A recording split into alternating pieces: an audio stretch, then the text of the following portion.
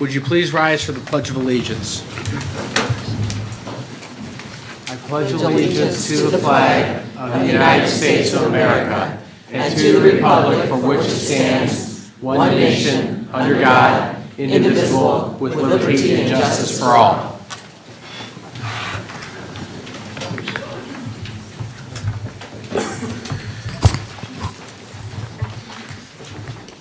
That brings us to the point in the meeting, awards and recognition. None tonight? Moving on to announcements. Any announcements? Yes, several. At first, I'd like to begin by recognizing George Nichols, one of our bus monitors that passed away after our last board meeting. George was a bus monitor for District 150. And if we could just pause for a moment of silence in George's honor, please.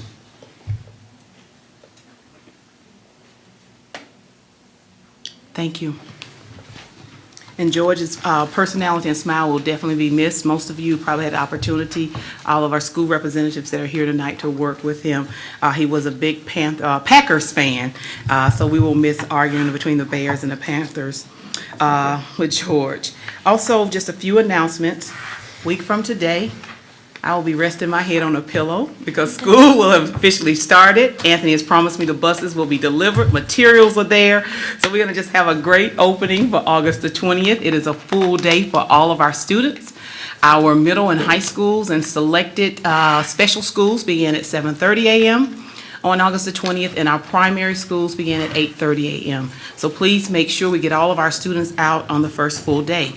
If you have a question, parents and community members, about transportation, we have booths set up at the Northwoods Mall. We're on the first floor in front of Express. We're there from 10 o'clock to 6 a.m., 10 a.m. to 6 p.m. daily. So please stop by there, or you can call the call center. We will also be open this weekend to take calls or drop-ins in reference to transportation routes. Most of our routes stayed the same as last school year. We made a few minor changes. Right now, we have enough bus drivers to open up for next Monday, August the 20th, so we really are excited about that. Can you give us the number for the call center? Yes, the number for the call center, let's see here, let me go, 693-4418, 693-4418. So once again, we'll be at the Transportation Center this Saturday and Sunday from 8 to 4. Administration Building on August the 16th and 17th from 8 to 4. In Northwoods Mall this week from 10 a.m. to 6 p.m. So please feel free. Parents, you do need an ID in order to get information about students, and that's to protect the safety of our students. So am I correct that parents can stop by the table at Northwoods and give their ID and their child's name, and they can be given their bus information out there? That's Yes. the whole idea. This was another way, and we all know the opening of school, the phones are ringing off the hooks at the schools and also at transportation. We just wanted to make another way for parents to be able to get information and be ready for the first day of school. Okay. I think that's all I have for announcements. Thank you, Dr. Lathan. Any other announcements? Seeing none, I would entertain a motion for approval of the minutes of our meeting July 23rd, 2012. So moved. Second. Madam Secretary, would you call the roll? Mrs. Butler? Aye. Mrs. Wolfmeyer? Aye. Mrs. Costa? Aye. Mr. Crawford? Aye. Mr. Floyd? Aye. Mrs. Ross? Aye. Mrs. Patel? Aye. Mrs. Costa? You got it. Oh, aye. 7 ayes, motion carried. That concludes tonight's audience presentations. Dr. Lathan, any response? Yes, we'll start with comment that the superintendent should have ideas. I think that will be shared shortly during our professional development update. I think we have I know we have presentations tonight from AP teachers, IB teachers, International Baccalaureate teachers, literacy and math, professional development, Pinpoint, and Avid. Those are ideas that generated from the superintendent, Mr. Sierra, when I came on board. I also agree, Mr. Knapp, that I should take you up on the recruiting of minority teachers. And I think I will start in actually North Carolina, where there are at least 8 historically black universities. Let me just name them, starting with North Carolina A&T, which is my alma mater, St. Augustine, Bennett College, Central, Fayetteville State, Winston-Salem State, Elizabeth City, and Livingstone. So we could start there to recruit minority teachers if you're saying we need to do a better job. But just know when you go to recruit minority teachers, you go where you can find the resources there. So as it addresses continue to hire people from North Carolina, we're looking for the best. They can come from North Carolina, Florida, Georgia, Illinois, it doesn't matter. But we will continue to hire people. And I think it's at a point, though, that people are being very offensive when you talk about where people are coming from. And I do believe I receive a tax bill, and all the other people who've been recruited here are paying taxes also. And some of them are still trying to sell homes from other locations. But I think the North Carolina bit, I know the press continues to harp on it and print it, but it's getting a little old. We are here, we are taxpayers, and we're staying here. So I think that's enough about that. As it relates to Tree Win and the ELITE program, I still stand by my recommendation that the ELITE program made a difference at Tree Win on last school year. I know the board had some questions a couple weeks ago as it related to the fees for the license agreement. It wasn't about whether or not the program worked. There were ongoing discussions about expanding to other schools, and our data will show why we were looking at another school. But also we need to give credit to the teachers, the principal and teachers at Tree Win. Stabilizing a building and getting it under control as it relates to discipline, when we constantly hear that discipline is out of control in our district. So it made a difference. Also, a couple weeks ago, I think Board Member Patel, you asked, what does it take when we were talking about discipline? What does it take to get a building under control so that students who want to be there, and I think that's been the message from the board and board members individually, I also shared that with principals last week, is it takes resources. It takes the resources in the way of staff members. Once again, I know there was a concern, and it might come back up tonight, about the money that was put into Tree Win, but there's evidence, reduction of office referrals by almost 100 referrals from the previous year. We'll look at achievement. We're going to talk about that in a couple of weeks to see not only with the teachers doing what they needed to do, the principal being the instructional leader, but also having the resources that when students were misbehaving and not doing what they needed to do, there was available staff member to go remove them, but also changing the culture of a school. And I'm not going to stay there all day, but I'm responding to audience participation, and we can talk about that more when we get to the consent agenda. But those are things that make a difference. In reference to the transparency, we want to be transparent, we want to share.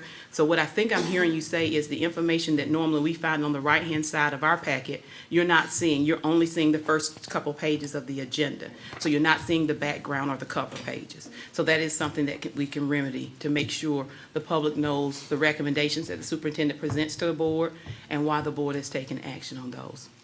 So we can work on that. So I think I have addressed the comments from the public. Could I add something? Mr. Cloyd? Yeah, I think the question there was the issue of making sure that the final agenda is posted on the website in its complete form. And I think that's the issue of timing, because we see a preliminary agenda on Thursday mornings and then it's revised, and I think that needs to be updated on the website. I think The you do final that. should be posted. The one on Friday. So the final, Draft agenda on Thursday. okay, that's not posted. Board members. Okay, so the final agenda is the one that's posted on the website. Okay. Thank you. Thank you. That takes us to information items. We start tonight with, under remarkable rule number 2, respect learning. Dr. Lathan, I'll turn it over to you. All right, Dr. Kennedy, if you would come up and introduce our participants tonight, our presentations.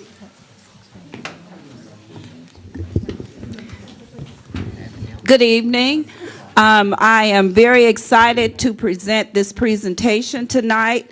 In preparation for the upcoming school year, many of the teachers and principals have given countless hours this summer to attend various professional development opportunities. Tonight you will hear from several individuals, probably more than several, a lot, who will give you a brief synopsis of their experiences. Ravonda Johnson is going to spearhead the conversation about IB, Project Lead the Way, and the AP program. Bonetta Pfeiffer will talk to you briefly about Pinpoint. Ms. Sykes-Patterson and Dr. Guiney will share literacy and math. Mrs. Bond will share her experience with Dibbles, and I will spearhead the conversation about Avid. So, Ms. Johnson.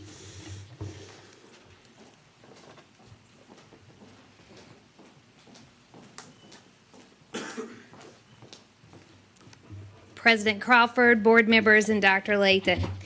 Professional development refers to ongoing learning opportunities available to teachers and other education personnel through their schools and districts. Effective professional development is often seen as vital to school success and teacher satisfaction. We need to enhance and build our instructional knowledge in order to move our students and show academic gains and proficiency. Thank you to the board and Dr. Lathan for your commitment in helping our teachers grow. Peoria Public Schools sent 11 teachers to advanced placement training this summer. Teachers in the areas of science, math, history, and elective courses traveled as close as Plainfield, Illinois, and as far away as Texas to gain knowledge that will assist students in growth and proficiency on the AP exams next May. At this time, all advanced placement teachers are current with the requirements set by College Board in the area of professional development. We've also met the goals for this area in our strategic plan. We are on track with meeting the goals in the strategic plan for authorization of Charter Oak, Tree Wind, Mark Bills, and Sterling. We continue to meet the requirements of IB for our authorized program at Richwoods High School by ensuring our teachers are current with their training for this program. This summer, we sent 44 teachers to IB training in Atlanta and Colorado. Imagine the plane ride when 26 primary teachers hit the runway in July. We also sent 7 Richwoods teachers to Florida and Atlanta. Project Lead the Way was started in 2007 at Richwoods High School through a partnership with PSA Dewsbury. Since its inception, Caterpillar and Bradley University have also offered support through outreach opportunities for our students. Project Lead the Way is a hands-on project-based program that is divided into 9-week units. Students are engaged in a rigorous curriculum that allows them to gain skills necessary to create a strong foundation for STEM learning through engineering. Peoria Public Schools continues to invest money, $8,000 in training alone this summer and over $30,000 in materials and curriculum into Project Lead the Way program without financial support from any of its partners in order to ensure our students are afforded rigorous opportunities that will put them far above others from surrounding districts, cities, and states. We sent 2 people for the Project Lead the Way training to Illinois and Ohio to meet the growing demands of the classes at Richwoods High School. Today, we have numerous teachers who would like to address the board on the opportunity that was given to them this summer for professional development. Thank you for supporting us with professional development. We do believe you will see the fruits of this training during the upcoming school year. At this time, we will have the teachers from Peoria High, Manual, and Richwoods who attended AP training this summer come forward. If you'll tell your name, your school, and just give a little brief thing. And while they're coming up, we also have the principals from these 3 schools here to support their teachers, if you'll stand as well.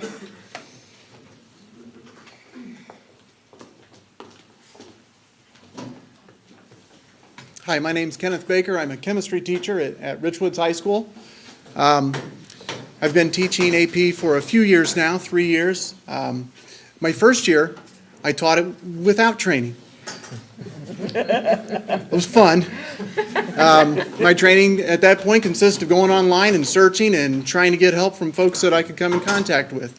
Since going to training, the bottom line benefit is it was a network.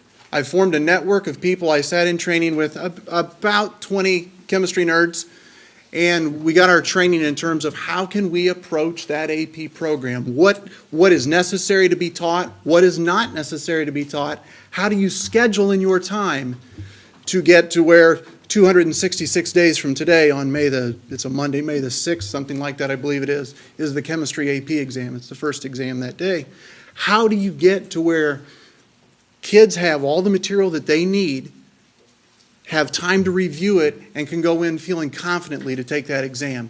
That's what the training has done for me. It has allowed me to find a way to present the chemistry to them, to try and keep that hook on them, to get them to work hard for a full year, often in their senior year, to where they can go in and take an exam that may help them earn up to, at some universities, 9 credit hours.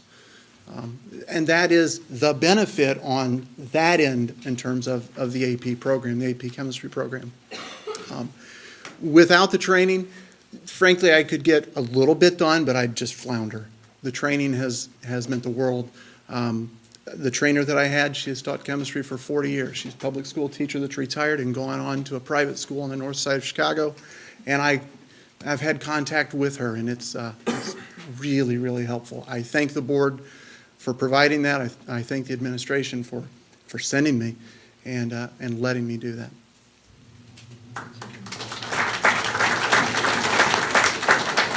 My name is Sean Flaughter. I teach AP US History at Manual Academy, and without going to this training this summer, I really don't know what we could have gotten done in AP US History.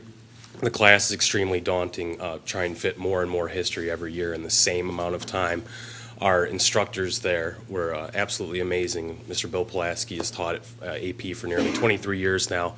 Without him as a resource, I don't know if I'd be able to do what's required of us in that classroom. Besides the instructor, meeting all the other teachers for AP was extremely useful, and having them as a network and somebody to correspond with, troubleshooting problems, reviewing for tests, sharing different resources that we've used and that may work best in one class and may not work well in other classes is extremely useful for us. And thank you so much for sending us.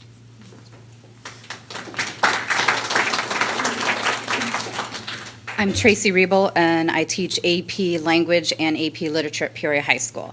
I attended training at Ball State this summer, and I attended AP training last summer at Plainfield for the 2 different courses. The main benefits I got were you get samples of the released exams, which helps you have a clear target you're trying to hit, clear writing objectives. I got sample textbooks, content samples, shared practices with other teachers, and probably one of the best things I got last year was the gentleman who did the training was actually the superintendent of schools in Kentucky, where every single administrator teaches a class. And he was more in line with our population and all about growth. It wasn't about the elite, it was about how do you get there. And he taught me a lot about how to scaffold the learning to help them get to those final targets. And again, I would also like to thank you for allowing me to attend.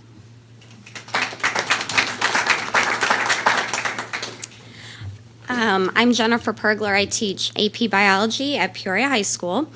This will be my 6th year teaching AP Biology, and this institute that I just attended this summer I think was the most beneficial. The AP Biology curriculum is completely changing to student-led, inquiry-based instruction, so this really, really helped me. That is definitely new for me as well, the inquiry-based instruction, but in general, they pretty much gave us the framework. New lab ideas, also, like Tracy Riebel said, with how to prepare them for the AP exam, because that's, year-round. And then also, we formed a network with other AP biology teachers, between Illinois, Indiana, Ohio, so then we can kind of collaborate throughout the school year with new lab ideas and other kinds of things. So again, I'd like to thank you as well for sending us to the training. Thank you. Hi, I'm Christian Wendell. I'm teaching AP Statistics at Manual Academy this year. This will be my first year teaching AP Statistics, so I'm a little nervous, but the training this summer gave us a chance, like the other teachers have said, to have that network of teachers.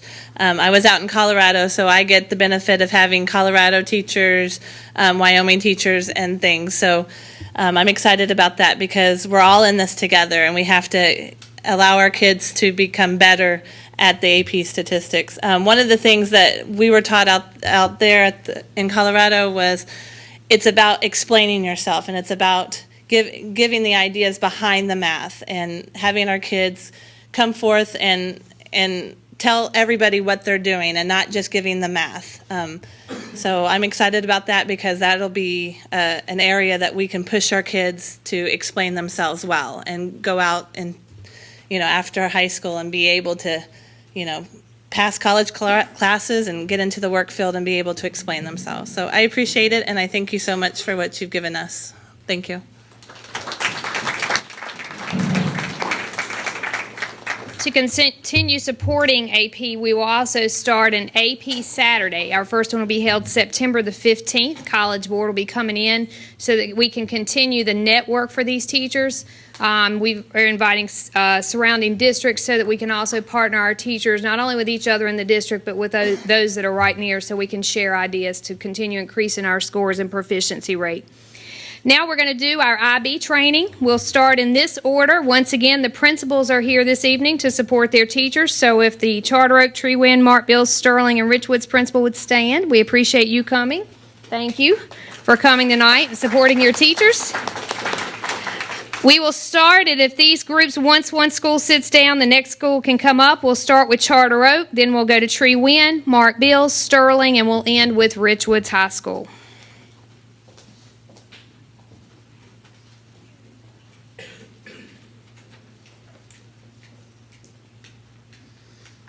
Good evening, board members. My name is Suzanne Chave. I teach second grade at Charter Oak School. Our IB training this summer was excellent for 4 reasons that I can think of. First of all, we are with children all day long, which is where we want to be.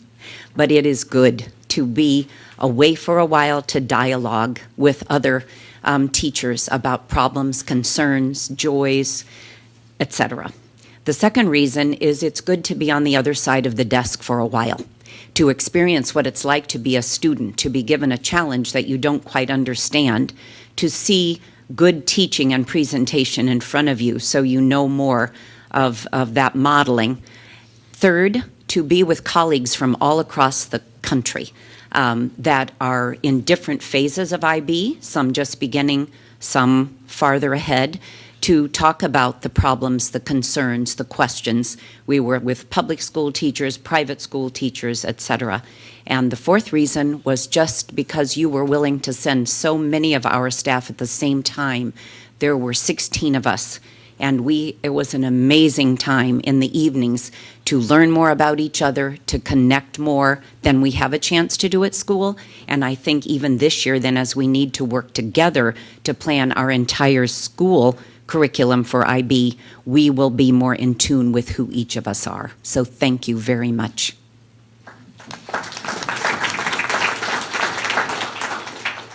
Good evening, board members. I also attended IB training in Atlanta. The biggest thing that I benefited from the IB training was the networking. The biggest thing was not only getting the resources and materials for your classroom from countries. There was teachers from all over the country that have been in IB for 10 years, 2 years, 3 years. So is being able to get those materials that they have created to use in my classroom, and also how to build IB, how to build the units, how to build the lesson plans. So it allowed that networking of creating IB and also creating IB in your classroom. So thank you very much for allowing us to go.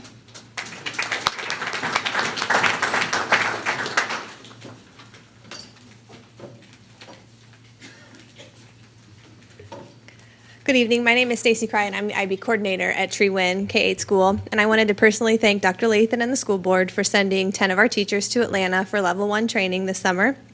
Having so many teachers travel together makes for very productive training. They can discuss application of the information that they are learning with each other throughout the training instead of waiting to bring it back to the school. More importantly, I gave my teachers an assignment when they went to Atlanta, and that was to network and meet teachers, as many teachers as they could from around the country. I encouraged them to find a pen pal that they could contact and share ideas with throughout the year. Having been to a level 1 training myself, I have found that there are so many different levels of IB represented at each workshop. Some are working at a school that is already authorized, some are in candidate phase like Tree Wind, and others are at the training just to see if IB is the right fit for them. Being able to share ideas with teachers at another school that has been where we are is priceless. After talking with my teachers at Tree Wind that attended the Atlanta training, they're all so excited to share what they learned with those who are going to go to training in the future. As we embark on year 1 of candidate phase, this team of teachers will be my IB leadership team. They'll be those go-to teachers for the teachers that haven't been trained. In candidate phase year 1, some of our goals of IB are to complete our program of inquiry, which is the matrix made up of our 6 transdisciplinary themes. Begin writing our unit plans. The goal is to accomplish 2 unit plans by the end of the school year. We have to write 5 to get authorized. At Tree Wind, teachers will have weekly IB meetings this year where questions can be answered, ideas can be shared, and units can be worked on as a grade level. The goal for students this year is to become familiar with the learner profile and to begin to apply that knowledge in every part of their education at Tree Wind. And a sidebar, if you're ever at the mall, IB is now doing the District 150 display kiosk, so we're going to be updating that throughout the year. We went down there and decorated it, so make sure you stop by and see all the schools are represented there. And this is 2 of my teachers that went to the training.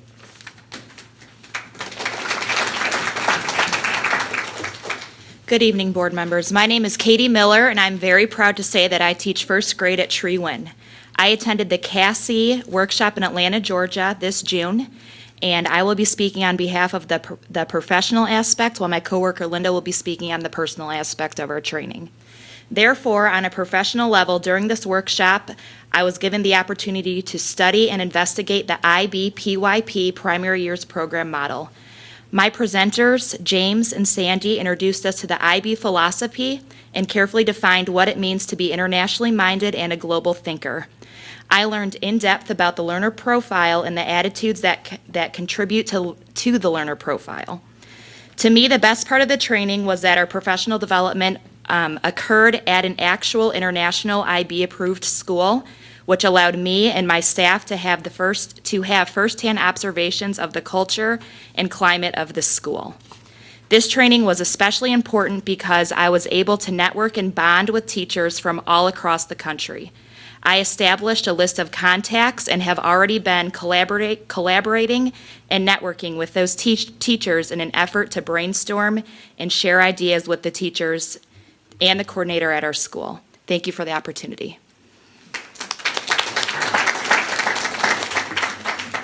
Good evening, board members. My name is Linda Wilson, and I teach third grade at Tree Win. On a personal level, this was my first time flying in an airplane, and I did need some coaxing. But although I was extremely terrified, I did not allow my fear to limit myself from an opportunity of a lifetime. My ability to overcome this fear will eventually lead to other professional development opportunities that will enhance my teaching skills and increase student achievement. I'm really excited about implementing this program because I know it will have a positive effect on behavior and academics. In order to encourage my students to become global thinkers, I think I, as well as they, need to have many real-life experiences that will allow them to think and take a glimpse outside of their own world, a world that sometimes consists of limited opportunities and resources. I look forward to the day that I'm able to facilitate student learning outside of my classroom, outside of my school building, outside of our city, and into the world. Thank you.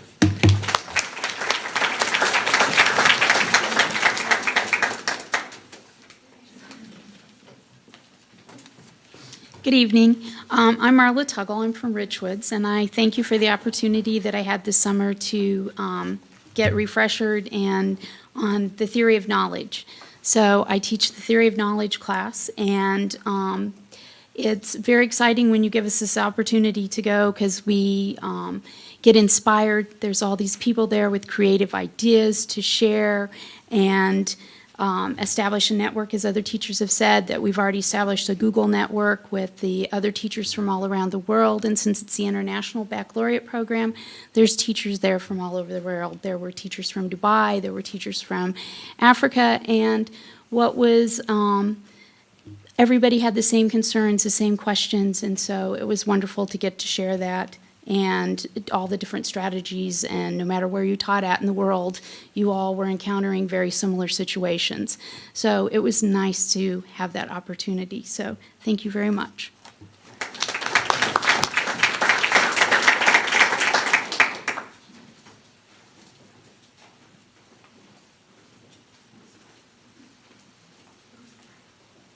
Good evening, board members, Dr. Lathan. I'm Monica Caputo. I teach Spanish at Mark Bales Middle School. I also had the opportunity to attend IB training in Atlanta this summer, and I think a lot of the benefits that I found at the training are very similar among my colleagues. To me, being around people and other teachers from all over the world, hearing new ideas and being able to collaborate with them was greatly beneficial. I know we're trying to build global awareness among our students through the IB program, so this opportunity allowed me to build global awareness among myself and the teachers. Another big benefit for me was we started looking at the curriculum and the themes in our textbooks and taking those common themes or lessons to a whole nother level and making connections with the world. So looking at our lessons as a bigger picture. So thank you again for sending it.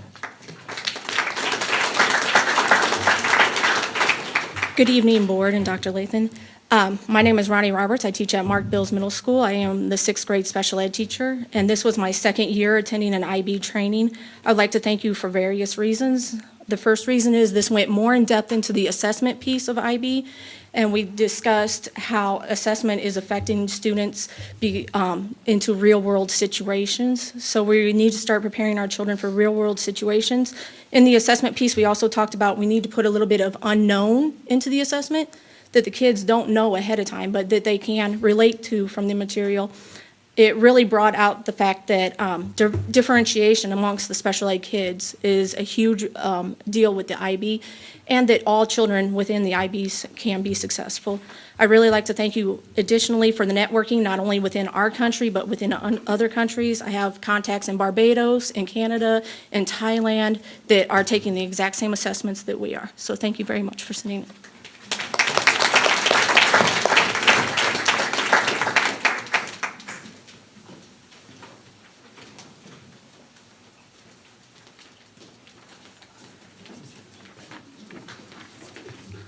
Good afternoon, board members. My name is Jim Billups. I teach at Sterling Middle School. I am the Paxton Growing Up Ready teacher there. I had the opportunity of going to Atlanta to attend IB training from a technological viewpoint. Technology is one of the 8 courses that is in the IB program. And one of the first things I learned once I got there was that IB focuses on the whole person. Another important point was the types of technology that is used in the IB program. We discussed several different types of technology, and fortunately most of those that we already have at Sterling. The technology course and the IB technology course must focus on 3 things. First, we must teach them the technology that they need to do part 2, and part 2 is they have to come up with a problem that they must solve. So we have to teach them the technology to do whatever research they need to do, and part 3 of that, they have to design an answer, a solution. So they must use some type of technology to solve whatever problem they choose to solve. We discussed the focus, the different technology focuses, when the students are in the technology program. As the evaluator, we need to be focusing on their technology skills, their objectives, their types of technologies they use, the design cycle, and have to evaluate how appropriately they solve the problem. The last thing that they do is, after going through much technology training, they have to come up with a solution to the problem that they chose to solve, and they must use technology to solve the problem. Thank you for giving me the opportunity to go to Atlanta.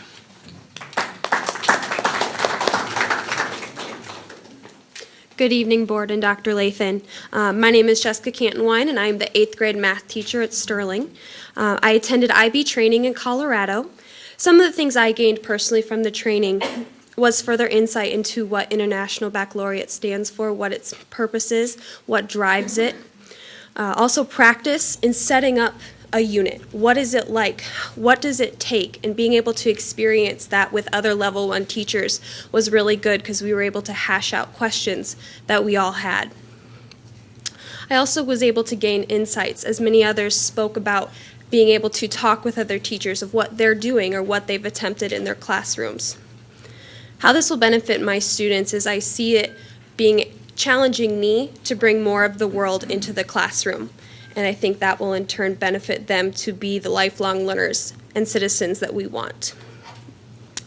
And I also believe that through the IB training, I will be able to do a better job of helping the 8th grade team and other teachers within my school to plan quality IB. Thank you.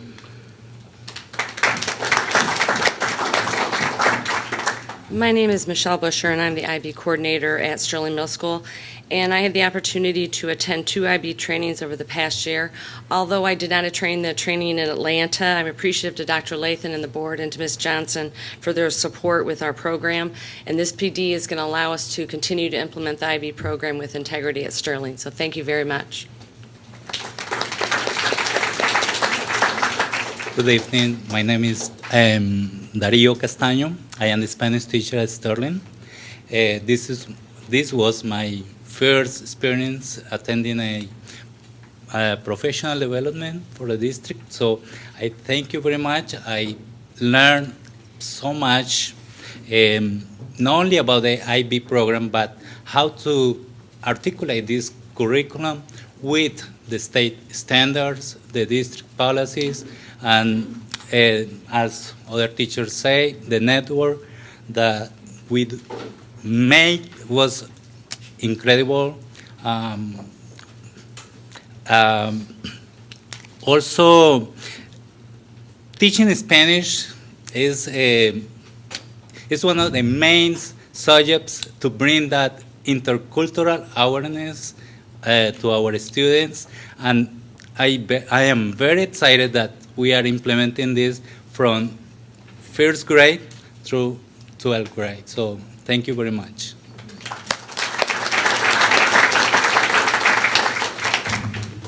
Good evening, Board and Dr. Lathan. My name is Casey Schmidt, and I'm the counselor at Sterling Middle School. I recently attended the coordinators training in Atlanta as well with my colleagues.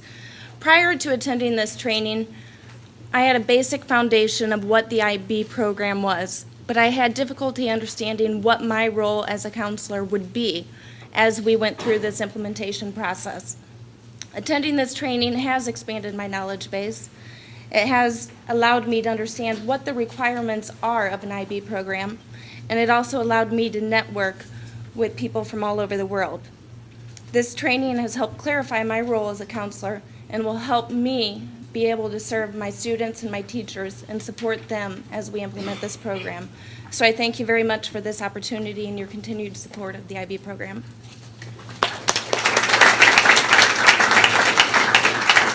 Thank you, and a big thank you for the teachers for coming back before their first work day to speak to the board. Thank you.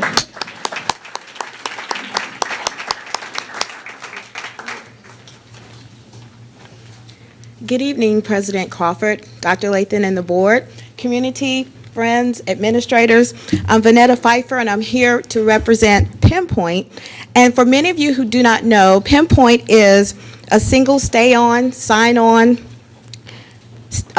software platform, a tool that teachers can use in their classroom to enhance their teaching abilities.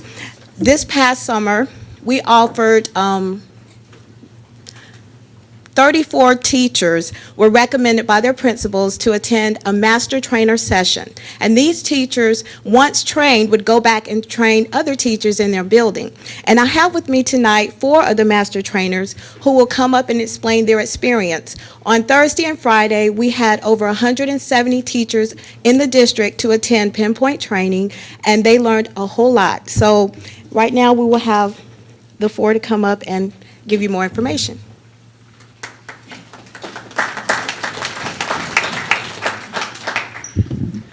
Good evening. My name is Linda Hahn.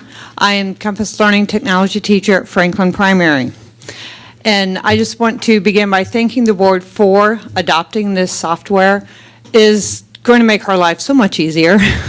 As I told the teachers, no more will you have to log into NWAA, log into Dibbles, log into Outlook. You can do that one-stop shopping. So there are actually 8 modules to Pinpoint. District 150 has chosen to purchase 5 of them. First one is the Instruction, Curriculum, and Assessment module. That is what we are piloting right now. And then the complete district will go in January 2013. And we say that we use our fingers for the 5 different modules. And this gives you your thumb on all instruction. You have all the district curriculum right there, a click away. And eventually we'll be able to share district-wide, so no more is it having to email things, or it will all go right there into Pinpoint. access for everyone. Second are the analytics that will come into play next year. Again, you won't have to go see what are their double results. What are their ISAT results? Over here for their NWEA. It's all right there in Pinpoint. And reports, to who wouldn't have it. You can find a report to print it out any way you want.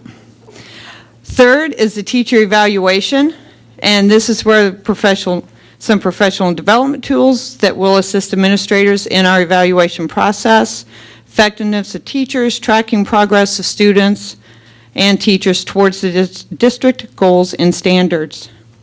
Fourth is professional development. Professional development will be offered online through Pinpoint. We'll be able to access it, again, with a click of your mouse.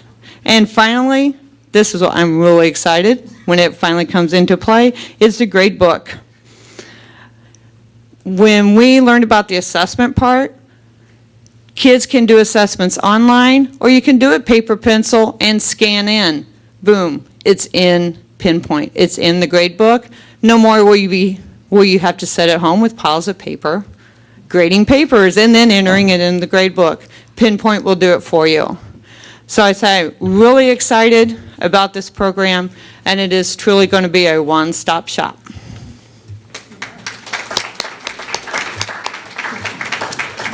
My name is Tom Jakowski, 8th grade math teacher at Roosevelt. I'm here to talk to you a little bit about our trainings. 9th and 10th, as Vanetta spoke, we took our pilot grades, which are 1st grade, 3rd grade, 6th grade, and 9th grade, and we had our teachers come in to learn the lesson planning and assessment tools. And I can say at my building, we were there, they got about as good as I was at it. We spent 5 days and then a 2-day master trainer, and they are writing curriculum and in the lesson plans, and they're totally ready to make this roll out. And I think it's going to be great that they're good at it, and then when we add our new grades in, part in January and the next in August, that they will be able to help the teachers that are around them get into those as well.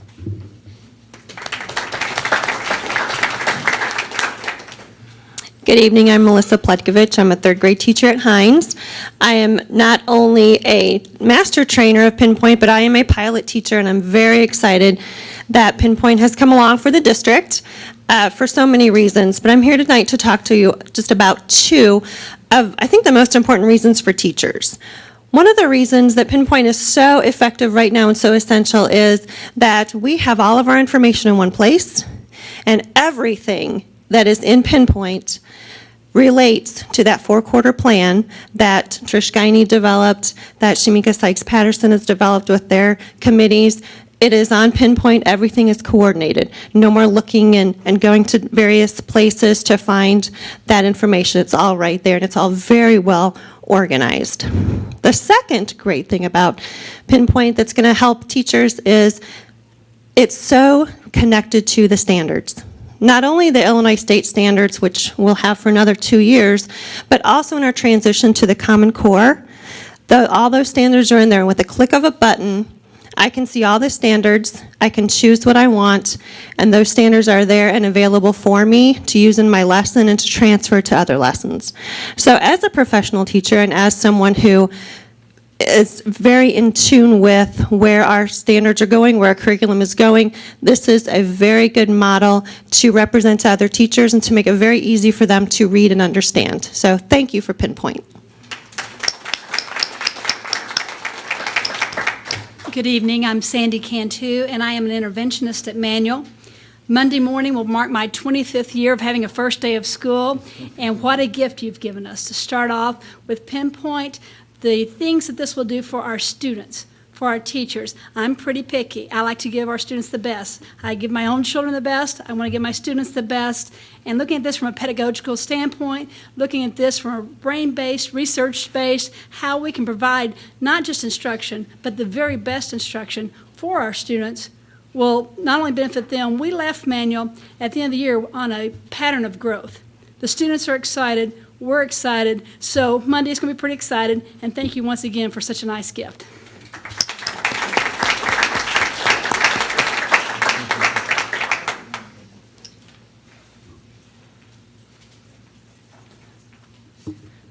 Good evening, board members and Superintendent Lathan. Now I really want to talk about Pinpoint, but I am here now to talk about our professional development opportunities that happened this summer for literacy. All of our professional development opportunities were developed to support our balanced literacy framework and to support our district adoption of the Common Core state standards. And I would like to address point out a few of the trainings that we had this summer. Teachers were able to select up to 4 sessions of interest. We had one session for kindergarten through 6th grade teachers. The topic was guided reading and literacy workstations. Teachers were able to learn how to group students for instruction while learning how to use the Big Five of reading to develop literacy workstations. So teachers looked at phonemic awareness, phonics or the word study, fluency, vocabulary, and comprehension in those sessions. Teachers were also able to select a Thinking Maps booster.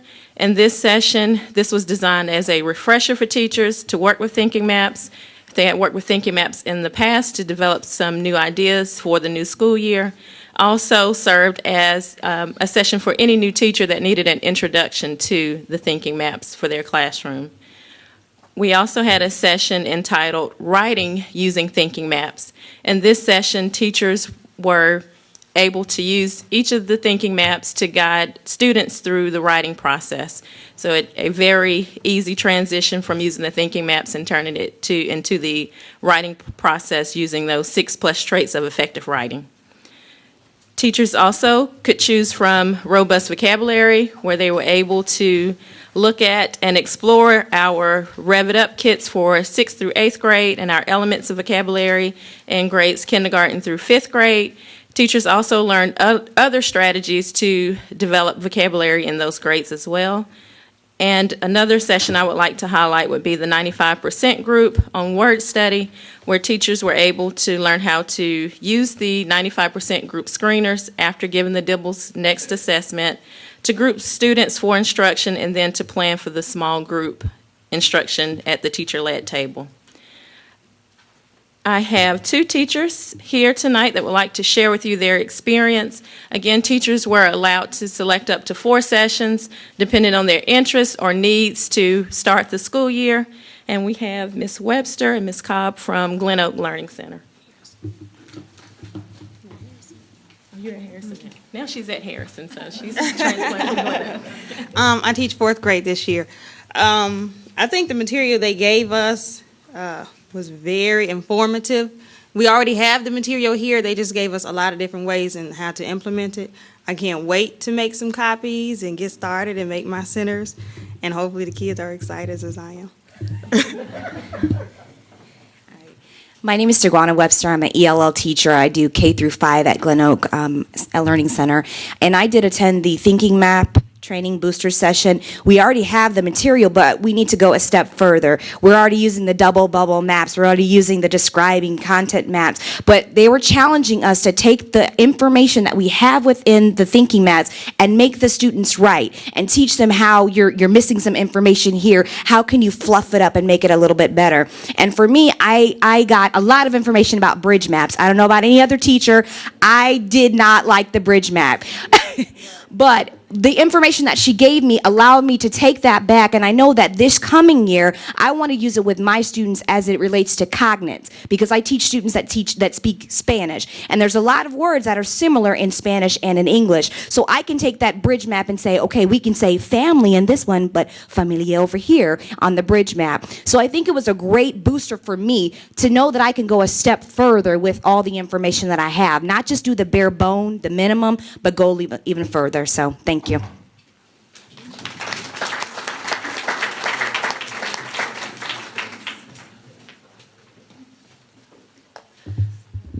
Good evening, Dr. Lathan, President Crawford, and board members. I'd like to share with you a little bit about the math professional development that we've had this summer. All of the sessions were focused to support our transition to the Common Core and in teaching in a way that embodies the standards for mathematical practice, which is about students solving problems, making sense, understanding, modeling with mathematics. I facilitated the teaching multiplication workshop. Angela Andrews was here to do the early numeracy, teaching subtraction, and how to use the empty number line. These workshops were filled with at least 30, we had seats for 30 and sometimes 38 people came. We also had wait lists for most of the workshops. We incorporated grades kindergarten through 5th grade in these workshops. Let me see what else. I think I'll just have our teachers come. I have two, Beth Trefsker from Woodrow Wilson and Linda Wilson from Tree Win, just to share a little bit about the workshops.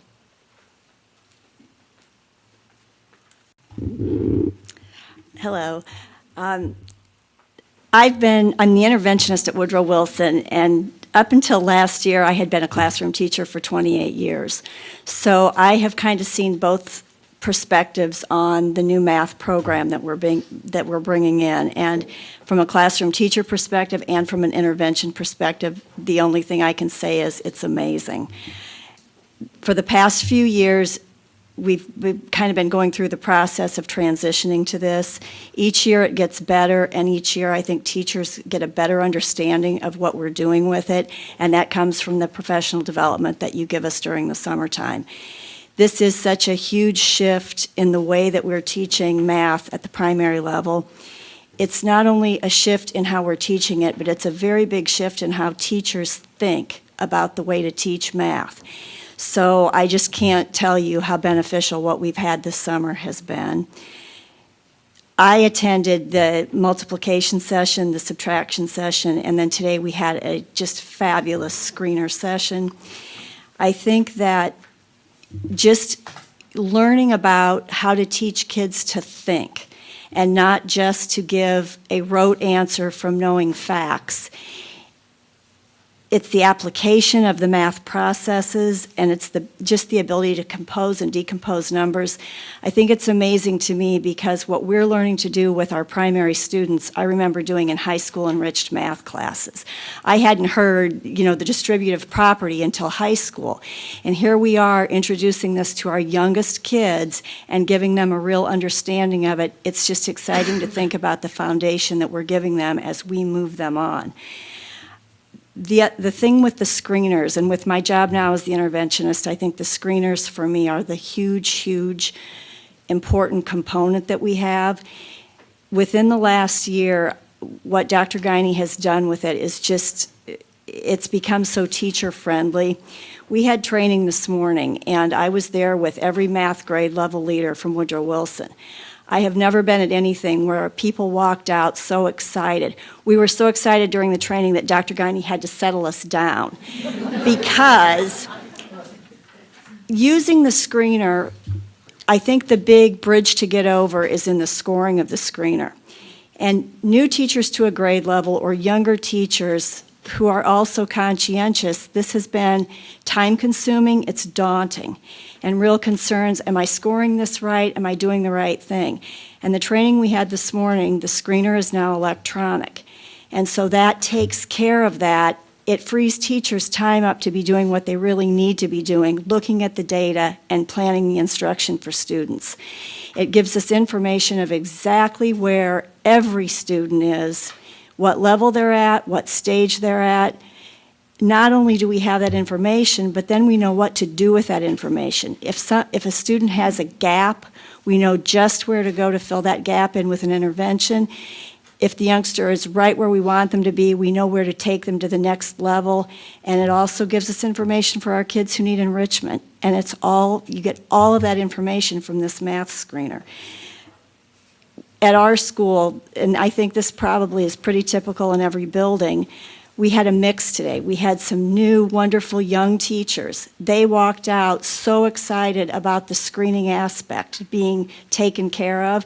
And then we had a couple of older teachers like me who don't love technology. And we were concerned that the technology part of this was just going to be one more thing to have to learn. I don't know how you did this, Trish, but you managed to merge getting that scoring done with very, very easy technology. And we are just so excited to take this back to the building and get started with it. So thank you.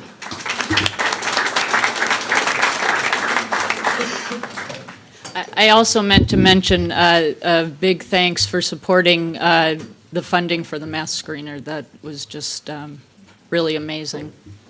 Linda? Hello again. This summer I attended several math professional development trainings. I attended the Transitioning to the Common Core, Teaching Multiplication, the Empty Number Line, and the Electronic Math Screener also today.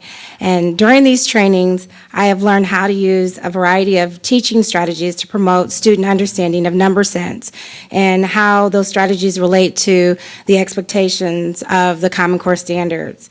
I, along with other teachers, dissected the significance of each math domain by grade level and learned how the standards were interconnected and a continuum of the previous grade level.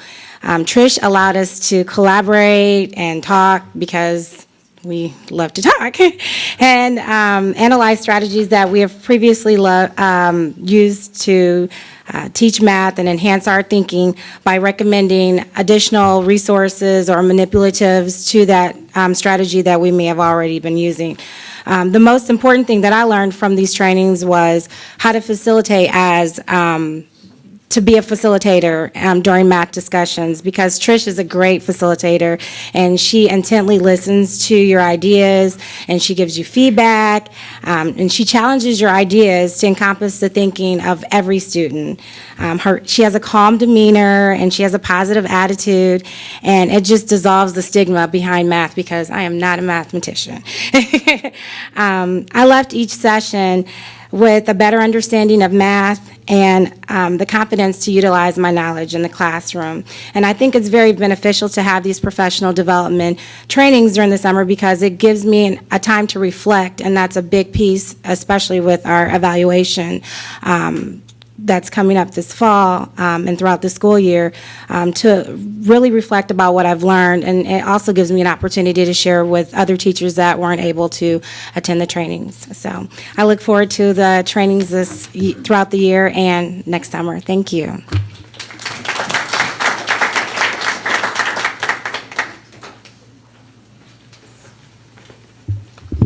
Good evening.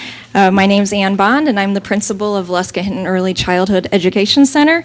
As you know, our school serves children ages 6 weeks to first grade. Our children are too young to take ISAT and NWA, and so DIBELS is our primary means of assessing our kindergarten and first grade students, and in terms of reading. Last year was my first year in this role, and during that year, given those factors, it became very clear to me that I needed to gain a much deeper understanding of DIBELS. It seemed that that made the most sense in order for me to be the most effective instructional leader in our school building. So this past June, I had the opportunity to attend the DIBELS Next Essential workshop in California with about 50 other participants from around the country. This particular workshop was the ideal of ideal workshops because the presenters of the workshop are actually the authors of DIBELS Next, which is a huge, huge deal to be sitting in a room with Roland Good and Ruth Kaminsky, who actually authored DIBELS Next. I'm still thinking about it in my sleep even. So when I walked into that first day of training, it's true. When I walked in that first day of training, I knew that I would be learning what DIBELS is and the different measures that are assessed and gain a deeper understanding into the basic early literacy skills. I knew that I would learn how to administer DIBELS. I knew I'd learn how to score it. But I didn't know how unbelievably huge of an impact this would have on me. I mean, really, it just was huge. It was wonderful. So within minutes of being there, I was learning about how reading trajectories are established early and how, those who are on a high trajectory tend to stay in that high trajectory. Those who are in the low trajectory tend to fall further and further behind.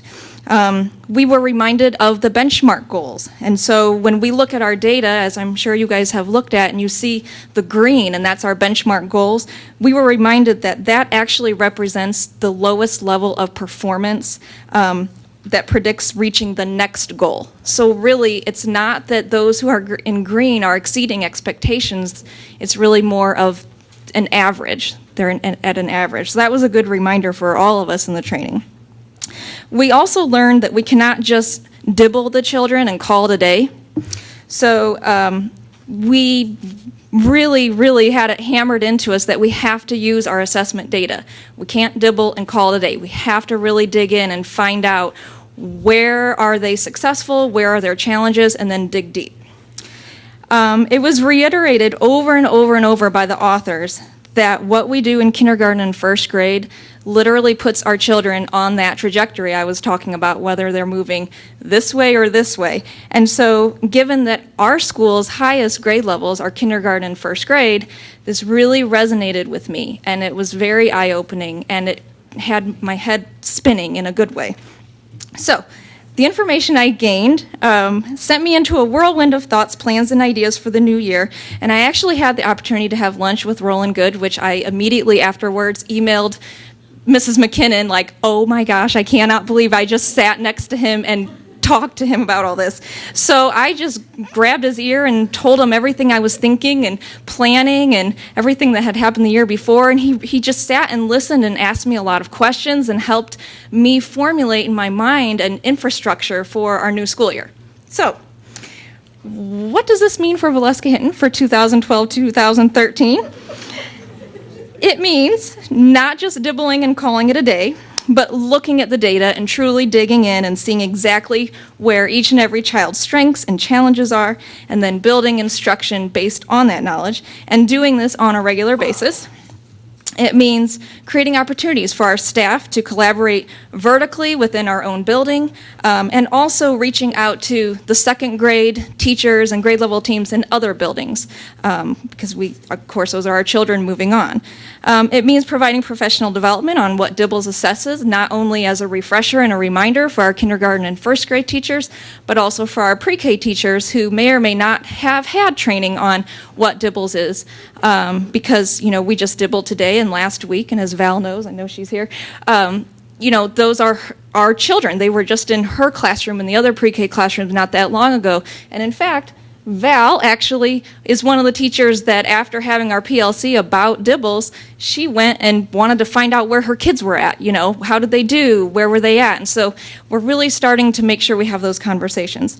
It also means displaying our composite data in a meaningful way for all of us to just be mindful and connected with that piece. So we're all, our staff, our families, our children, all of us have that goal in mind. And it means me being mindful of every opportunity to ask questions of staff to get them to think deeper and deeper about their own teaching as it relates specifically to the growth of our children. So thank you for that opportunity. I think that we will find a lot of success in the future at Valeska Hinton because of this. So thank you.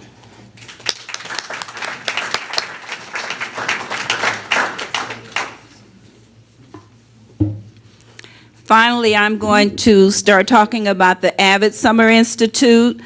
We called it a district-wide approach when we went to the Summer Institute in Indianapolis, and we took 39 participants.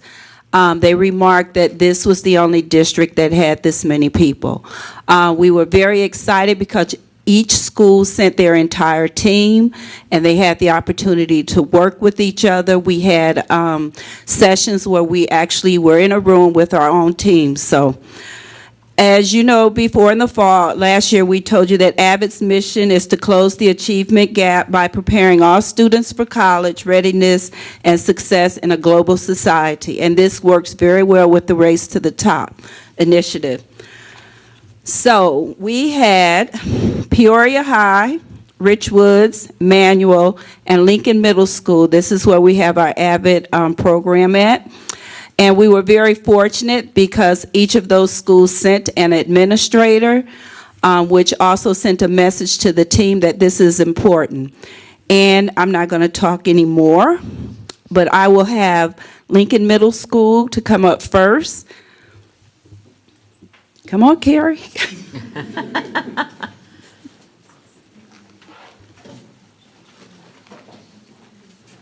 Hi. I'm Carrie Grimminger. I teach 8th grade at Lincoln. We started AVID, our first actual kickoff class was January of last year.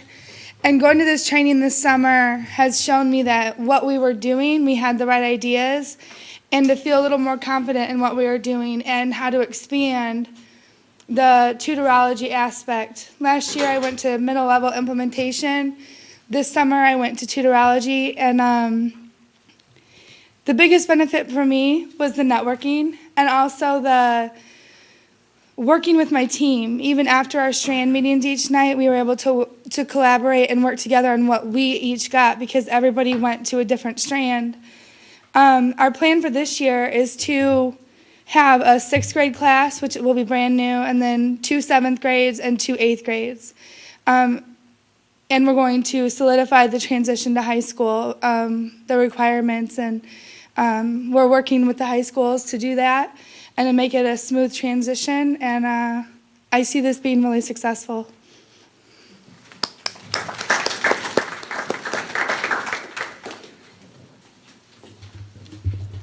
And Carrie was very, very instrumental in making sure that her team was in the right strands. Now we'll hear from Peoria High.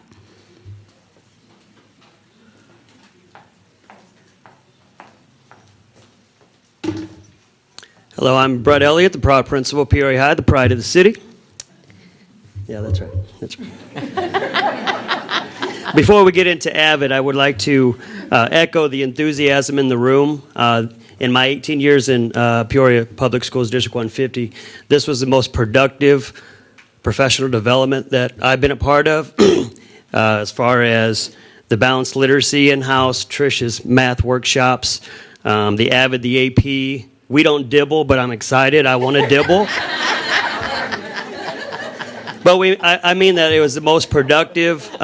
Even our administrative academy this past week, it was led by the administrators, which basically gave relevance to the presentations. We all got a lot out of it. We're able to share ideas and be a true team. So thank you for that. And I want to take 1 second to also thank Dr. Lathan, Dr. Kinney, and Dave Meyer for all the support with all the construction going on at Peoria High. It's exciting, a little nerve-wracking, but after coming in tonight, after our PD out at Charter Oak, so thanks, John, for letting us use Charter Oak, there was, I believe, 30 custodians throughout the district there to help clean, and second floor is done, so we have 2 more floors to go. But as far as AVID, the vision at Peoria High is that all students graduate college and career ready. And you can have a vision, but you need the strategies and the tools to make that vision come true. And AVID is in direct alignment with the goals of Peoria High, our SIG grant, and the district strategic plan. So that's what's exciting about it. It's all aligned. And if you heard the presentations, the AP, the IB, and even AVID, we do spend a lot of time pulling up our lower students, but sometimes lost in the middle are those middle students and those high students, so it's exciting to hear that we're covering students of all learning levels. As Dr. Kennedy just mentioned, and I appreciate her organizing this, it was a team atmosphere to be able to travel with your teachers, with district administrators, to be there with Manual and the other high schools and Lincoln, and then to truly collaborate how we're going to implement this program all together, and then have the time after the conference to actually sit together and plan out our strategies. We're sitting around a table a week after at a teacher's house, you know, on a Tuesday evening in the summer, planning our site plan. So it's pretty exciting. We got a lot out of that. But the conference itself was specific for why you were there. So we had one for the administrators, there's one for each content person, and we were able to take those ideas and bring them back and share them. So as an administrator, I'm confident in leading out the AVID program with our goal of becoming a demonstration school before the 5-year mark. And also, the strategies are very user-friendly. I'm not the brightest guy in the world, so when you hear strategies that you can implement school-wide, it's exciting. So from our end, as administrative end, we are modeling Cornell notes in every meeting we have. Our agendas are based on Cornell note style, which we are It's a expectation of all our teachers to implement these best practices and tools school-wide, including Cornell Notes, Wicker strategies, writing for literacy, and the interactive notebook. So these strategies are exciting. They're in direct alignment with the district strategic plan, so it's exciting to hear. So without that being said, I've said it once before, and Darling always reminds me of this. Our Avid queen, Cassandra Duncan, who will speak next, warned me, said, "You'll be drinking that Avid Kool-Aid, and it is delicious." It's like it's a cult. I'll let you in on a little secret. My name is Cassandra Duncan. I teach at Peoria High. I teach the Avid class in U.S. history, and guess what? I love Avid. I've been to a lot of professional development in the last 10 years, and this is by far, in my opinion, the best. Avid transforms the traditional educational paradigm of the student as the recipient, the passive recipient of information, and the teacher is the sage on the stage. Avid turns it around and makes that student the architect of their own learning and the teacher merely the facilitator to help them get there. That's what we want of our kids. We want them to be college and career ready, and this provides the tools. Avid also focuses on a lot of higher order thinking skills, teaching students to not just answer those higher order questions, but to be generators of those questions themselves. And so I absolutely love the program. I had the opportunity to attend the tutorology strand, which enabled me to help perfect my skills at guiding tutor groups so that they could construct those higher order thinking skills and become solvers of their own problems so that when they get to college, they are successful. I think the Avid program is profound because it also has that direct connection to the new Charlotte Danielson framework for teaching and learning. If you look at those 4 domains, it asks us as teachers, if we are excellent, to have our students generate that learning, to have the learning be student-led, and to have the questions be at the most rigorous level. And so I think that gives us a roadmap so that we can teach in a successful manner and so our students can be successful. Also, I'd like to invite you guys to come by Peoria High because guess what? We're Avidizing, Dr. Kennedy. It is exciting because, yeah, we've had 3 site team meetings in the last month since training because we're that excited. Yes, we are that excited. And in our professional development, too, it's great because you get to hear that there's the football coach talking to his players about how we can use these Cornell notes. So it is, I know, I said the same thing. So it's exciting because the strategies are great. The strategies are sound. It makes me a better teacher, and I thank you for that. And it's also great because our building has a common language, a common direction, and that's wonderful. So thank you very much for sending us.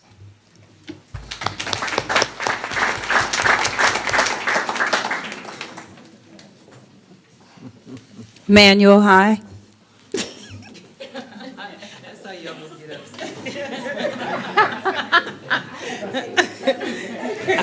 I'll hear about that afterwards. Good evening, good evening, good evening.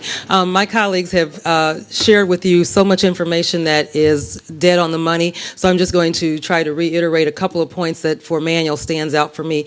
As the instructional leader at Manual Academy, it's very important that we have an infrastructure that allows us to be able to take things school-wide. It's very easy to say that something is able to help move student achievement, but this gives you a very definitive method for doing so. When we work with Bradley University or we work with ISU and we take a look at our students, we're absolutely moving students into going and thinking about going to college, but we also find data that shows us that once they get there, they're having to take a lot of remedial classes because they're not able to just take those classes at face value. They have to go back and build their skills. So this is a way for us to be able to really take a look at seriously whether we're building students that can absolutely think about the questions that they have around their work.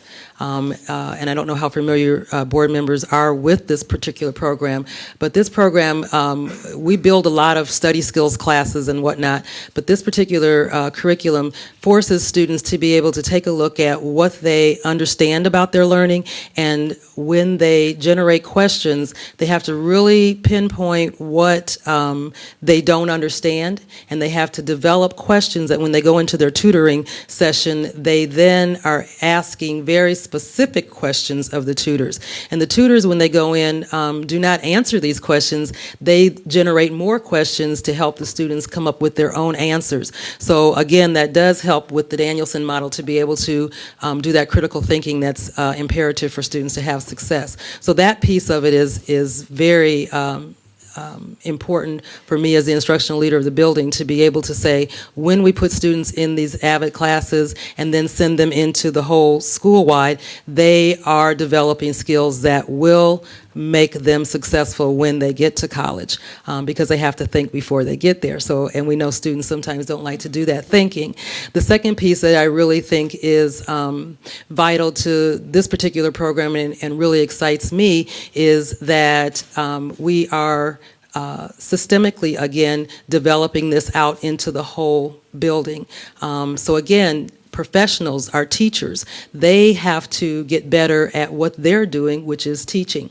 So it gives them strategies such as the philosophical chairs, Socratic seminars, and all of those are things that develop thinking in teachers as well, as how do I take what I'm teaching from a low-level knowledge base up to application and synthesis. So it's really important that the teachers understand how to do some of these techniques, which then deepens their students' understanding. So it's helping both the teachers and the students to be better at the teaching and learning aspect of what we're all about in our schools. So it's absolutely a program that we are cherishing, and we are going to, again, systemically, like our colleague said, build that throughout the school and not just make it for the 10 members that were able to travel. Our team is also very excited, and so we've met a couple of times as well, and the teachers have established their roles and they're very excited about who's doing what. So it does generate that kind of enthusiasm. So we are really appreciative of it and will make sure it grows this year. Cheryl? And to piggyback off of some of the things Ms. Jenkins said, our team is very, very excited. When we went to the training, you could just feel the excitement. And what I thought was so exciting that once we were free to enjoy the evening, our team got back together and continue to work on AVID. We have such a young, excited team, and they're ready to go out and just make sure Manuel is teaching our students and making sure that our building becomes advertised as well.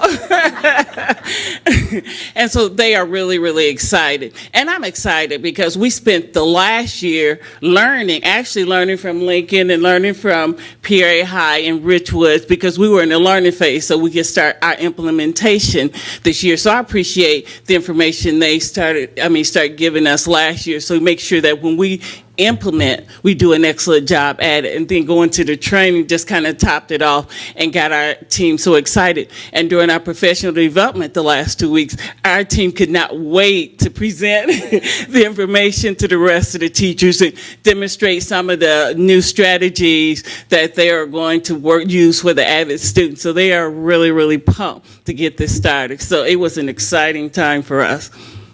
Thank you.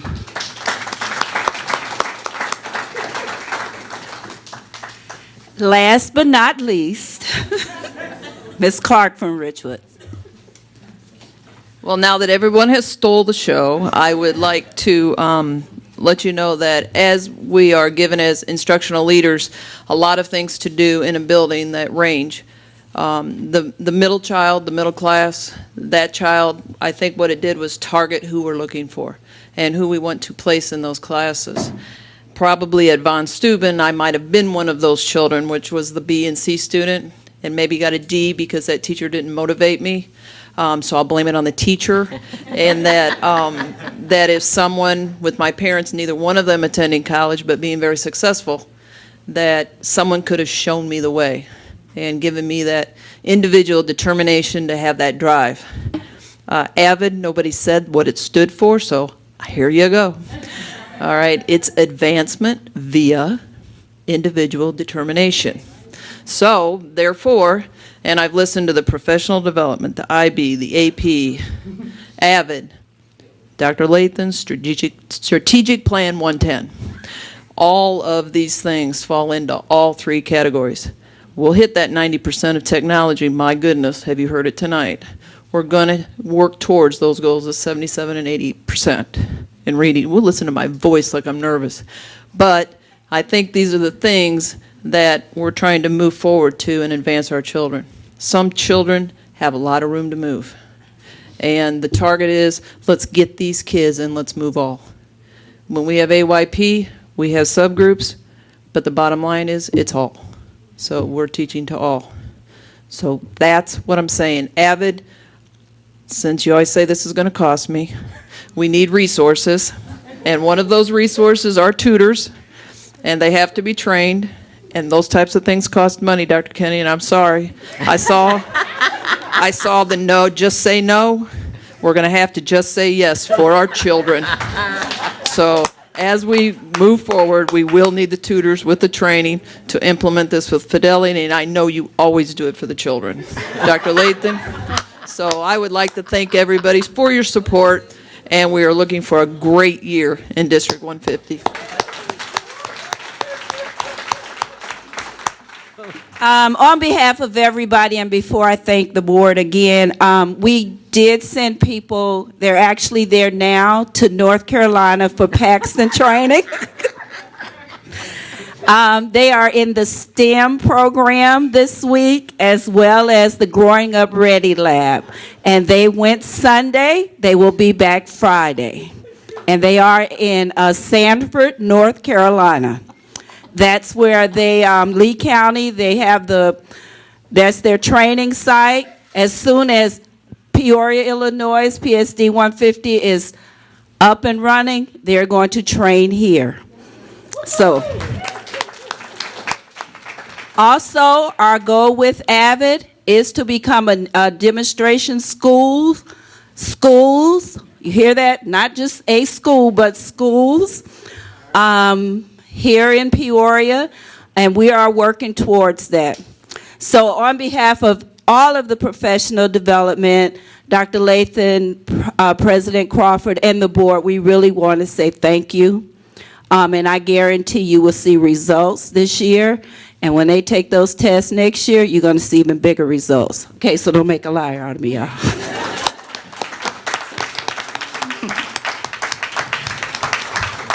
Thank you. I knew that Cindy Clark would find a way to get some extras in. Once again, board members, thank you. I know normally our second meeting of the month is our committee of the whole, but we have so much going on during the month of August with the opening of school. We wanted to set the stage with the professional development from this summer, and also set the stage as we prepare for the August 27th board meeting to talk about student achievement. And I hope the takeaway for our friends of the press today, as you've heard, great things are happening. We have excited teachers and administrators in our district that want to make a difference. But going back to one of the things you heard Ms. Clark say is it's about every child in our district. And I hope you'll take away tonight hearing that we have some type of programming in place to meet the needs of every learner in our district. If it's a learner that's behind, we have some things in place. We'll dibble them.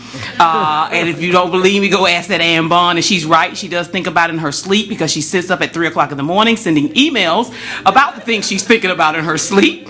But we have the IB program that is for all learners. It's not just for the gifted. We have advanced placement courses, and this being advertised. Is that what it is? Advertised. Okay, that's new. So they must have really had some fun during their professional development. But also a very special thank you. Some of our principals had to step out, but they did an outstanding job supporting their teachers. And we are excited about the new school year. Also, you heard something tonight, and we're going to talk about it more in September, and not to steal, Mr.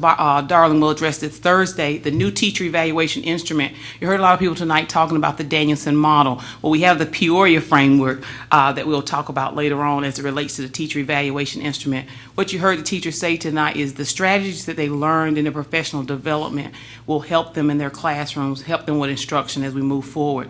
Also, what's exciting is most of the teachers had to leave because this has been a long board meeting, is some of the teachers that were here tonight, we had an opportunity to go into their classrooms this past year and see some great things happening.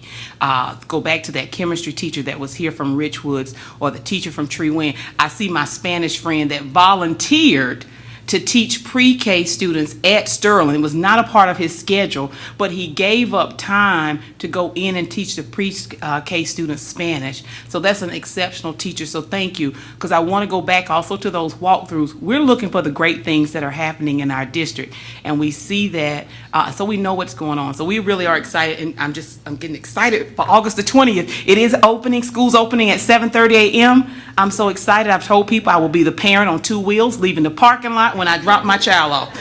But I will move on to the athletic, board member. I was just going to say that, this presentation was as advertised.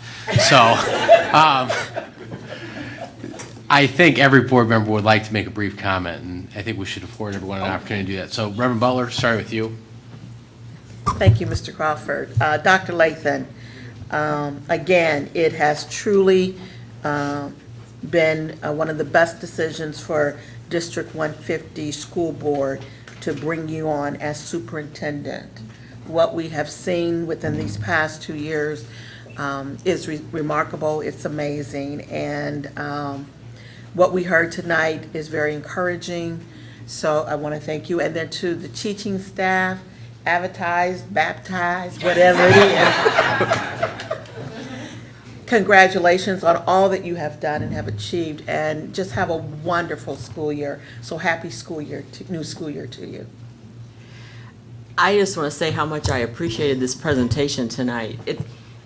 I can't tell you how invaluable this is. As a board member, we're constantly asked to approve money, thousands and thousands of dollars for professional development. And always in the back of your mind, my mind has always been, what's this money really going for? Is it really worth the money we're spending? To have the teachers who went on these trips come and tell us what they personally got out of this is absolutely remarkable for me. And it also reinforces to me that we are using this money well, and it is going to, I think, finally make a difference in this district. The other thing I wanted to say is thank you to all the teachers and administrators who have come out early before your year started. But the thing I think is the most wonderful I got out of tonight is, as worn out as I know our staff always is at the end of the year, how wonderful it is to see how excited everybody is for the start of the new year. So I think that's going to be great for our children too. So thank you very much. This was just a remarkable presentation for me tonight.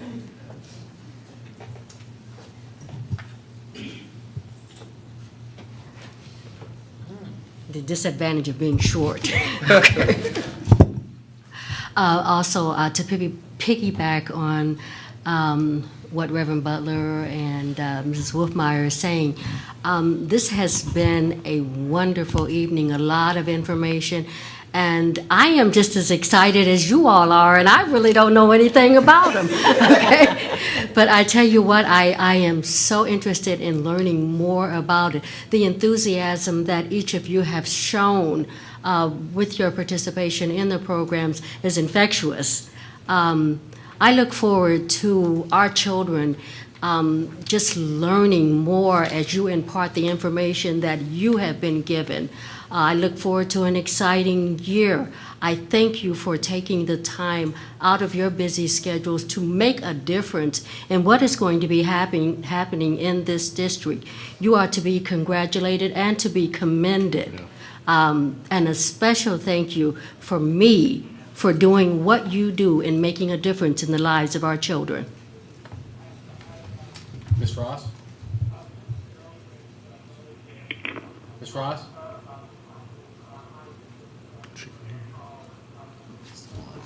Ms. Ross? Oh, she should be still on there. So, Ms. Ross, are you still there? Let's see. No. Hello? Hi, Ms. Ross? Yeah, I'm still here. Okay. I stepped away for a little bit because Okay. I couldn't really hear what was going on. Okay. So Did you hear a portion of the I presentation? did hear a portion of the presentation. I'm excited about the excitement. It sounds like there was a lot of excitement there. So maybe I'll catch up when I come back on everything. But it sounds like we're ready for another good year. Thank you, Mrs. Ross. Mm-hmm. Ms. Patel left. Ms. Patel has left. So, Mr. Cloyd. Well, thank you. Education is exciting, isn't it great to be an adult and learn something like that? I'll tell you what, it's just exciting. 4 things I take away. First of all, as we've learned about takeaways, so I'll give you my 4 takeaways. The excitement of education, how great it is to learn something and expand your capabilities. Second is that technology really frees people to do what they do best, and the paperwork and the things that are sort of the back office work really become a function of technology, and it frees you to do what you're really best at as people. Third is that networking is really growing through sharing with people, and I think that's tremendously valuable. I would encourage you to do more of that, because it's an incredibly powerful way to get more people working with you, even though they're not in the same room or the same city. And finally, teamwork, which I heard about. It was really a tremendously encouraging comment in terms of people taking care of each other to try and do the job as a group and not just as individuals. That is a huge lesson for us as individuals, and it also presents a tremendous unspoken lesson to students who see you working that way together, because they understand they can succeed if they work together too. So I just appreciate that. I know it took a long time, but I would tell you this is one of the most exciting things I've seen since I've been involved here, and I really appreciate your time and effort and the commitment you've made to that. So thank you very much.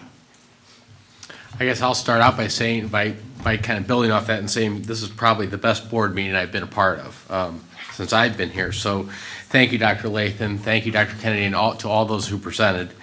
Also, I just want to thank the teachers and staff, principals, counselors, interventionists who were here once again. The kids are lucky to have you, because if I was a child sitting in your classroom faced with the prospect of learning from a teacher that was that excited, given all the things that he or she has learned over the summer, I would consider myself one lucky student. Now, when they're 7 years old, maybe they can't think in those terms, but on behalf of the, from the board's perspective, and I can tell you also from the members of this community, from their perspective, we are lucky to have you in Peoria. The other thing is that I really took away from this, it sounds like one of the things that I've gotten from multiple programs is people are always stressing, make sure it's implemented correctly. Don't have it just be another program that falls by the wayside that begets another program. To me, given the commitment to the training, the commitment to the vision of the strategic plan, the commitment that your buildings are going to look cohesive, it sounds to me as if implementation is working. And that is definitely a charge from the board, and I thank all of you for honoring that. Finally, if I were to say one thing from this, I said I wish the public, the whole community could have attended this meeting tonight. It shows that we are doing it right in this district. It shows that we are offering a competitive choice when people think about educating their children outside of District 150. It's a story that I hope you will share with all members of this community, as I plan on doing it as well. Thank you again.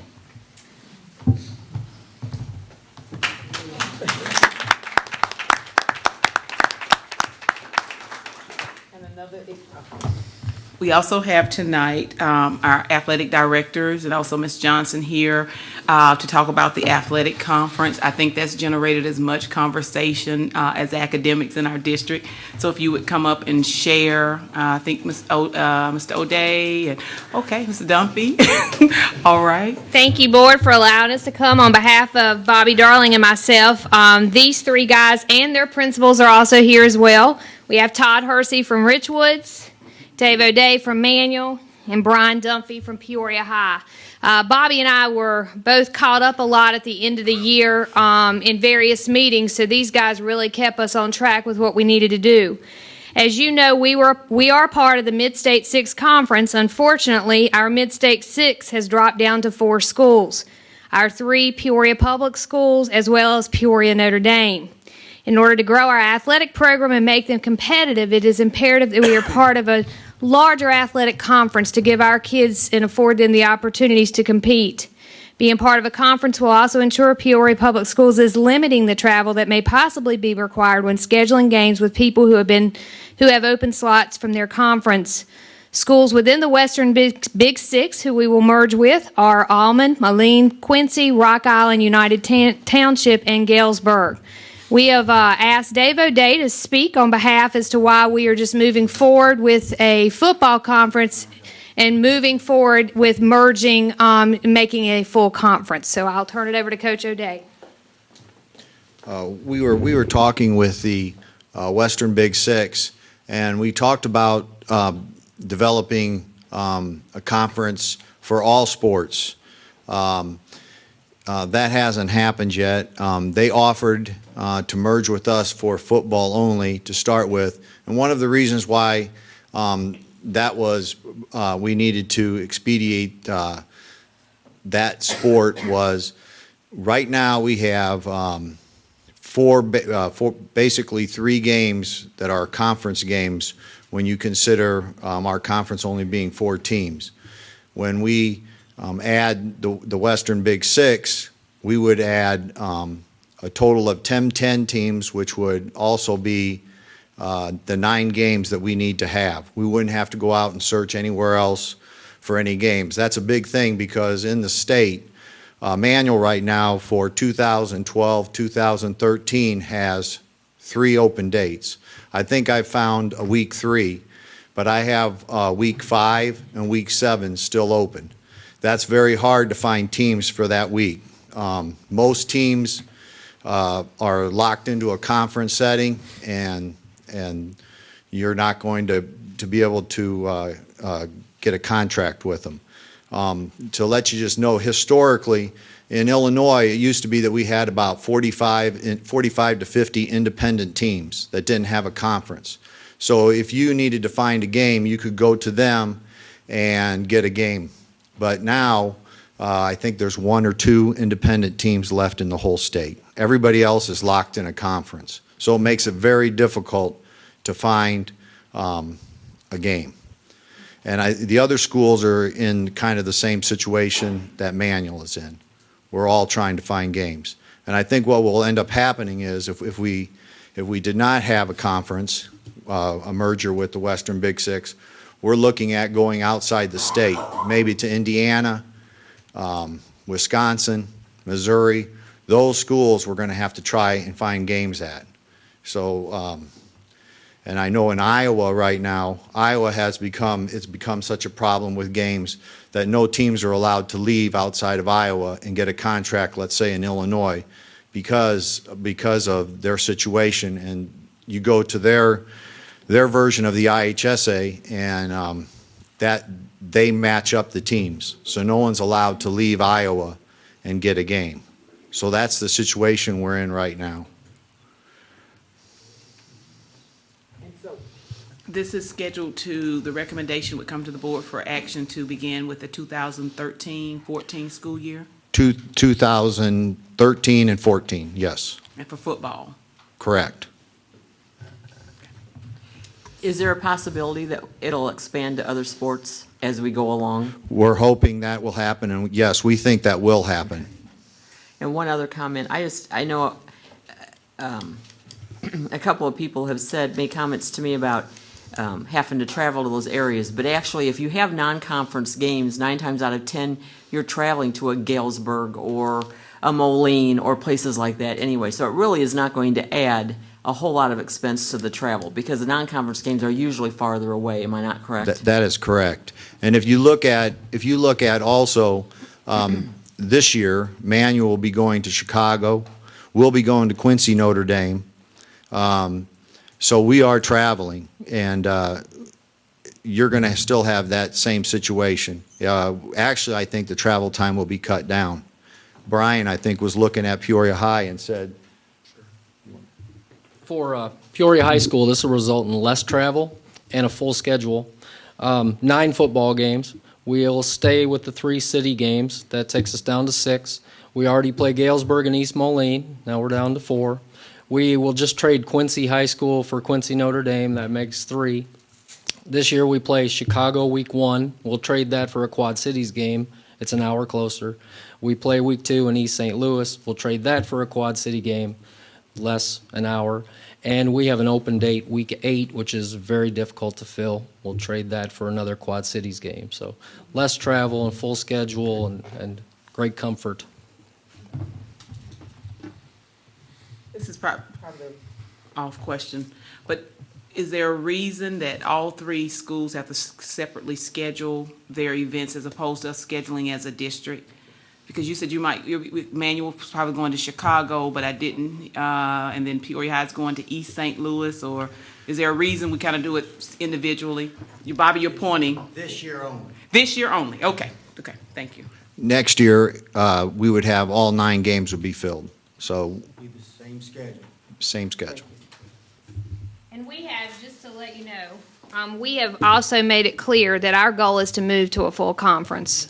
We are not satisfied with just settling in for football. We have a greater need in football because of the scheduling issues, but we've also made it very clear that if we aren't moving towards a full conference, I think with them, they wanted to test the waters. There's also, when you're looking at basketball, and guys, you may have to help me with this, we're looking at making it like an east side, west side type thing to limit what within the playing. Was that the wrong side? Wrong directions. Wrong directions. North, south, east, west. But we were looking at those. But we've also made it clear that if we're not moving towards that, if we don't see us moving towards that, then we're not opposed to continuing shopping for a conference that wants the same things that we're wanting. So we're not going to settle, but we also have to put in the door because we have to make sure they understand that we're true about being committed to where we are. Is it believed that if basketball is accepted, the rest of the dominoes will fall and you'll get a comprehensive conference for all sports? Yeah, that's one of the major problems with Peoria basketball being so good, is other conferences or other schools don't really want to join and play basketball against us because our basketball is so good. So that's one thing we always have to fight. Can I add one other thing about the other sports like soccer and volleyball? Soccer, volleyball, tennis, swimming. Right now, we basically have, in a number of sports, it seems like just 2-school conference. If you look at the swimming programs in our conference, nothing against the other schools, but it's Richwoods and Notre Dame. If we go to a bigger conference, if we go to the Moline, Western Big Six, some of them, what they call, I don't call them minor sports, but the minor sports, they're going to be much more competitive. It's going to be a much better program that District 150 is going to be able to offer for some of those other sports. Just, Mr. Cloyd, just a question. Does the IHSA's school sizing standards in terms of the class that you play in have any impact on these issues? That does, well, you mean, does or doesn't yes, it? no. In terms of whether someone wants to join the conference with us? Does it make it more difficult to accomplish this? In other words, if we're trying to schedule and there are 4 different division school sizes, as I understand it. Not if we join a conference, no. Okay, so that takes that out of the picture? Yes. For example, if you're Richwoods and the success they had last year, when they have open games, no one wants to play Peoria Richwoods because they have such a rich tradition of football. We could call them the Richwoods Bears and then everybody play them. Yeah, and they're probably close to that. And the other situation is... Sorry, I'm a Richwoods graduate. I should have said that. You know, and I will give Dave O'Day a lot of credit because truthfully, Manual is going to be the school with the least, smallest enrollment of all the schools. And, you know, when Manual said, yes, this is going to be good for our district, not necessarily good for Manual because they're going to be the smallest school, but it says a lot of credit for Dave O'Day and the Manual administrators. Just, does the IHSA help with this at all? Do they provide any help? No. No, they don't. Not currently. They, it has been proposed before that they schedule, and that was voted down, and I'm not really sure that we want them to Well, I'm to not, do our I'm not even scheduling. suggesting they schedule, but, you know, there's a lot of people there doing something. They ought to be helping, not making it more difficult. Maybe that's just, anyway, I won't get off on that.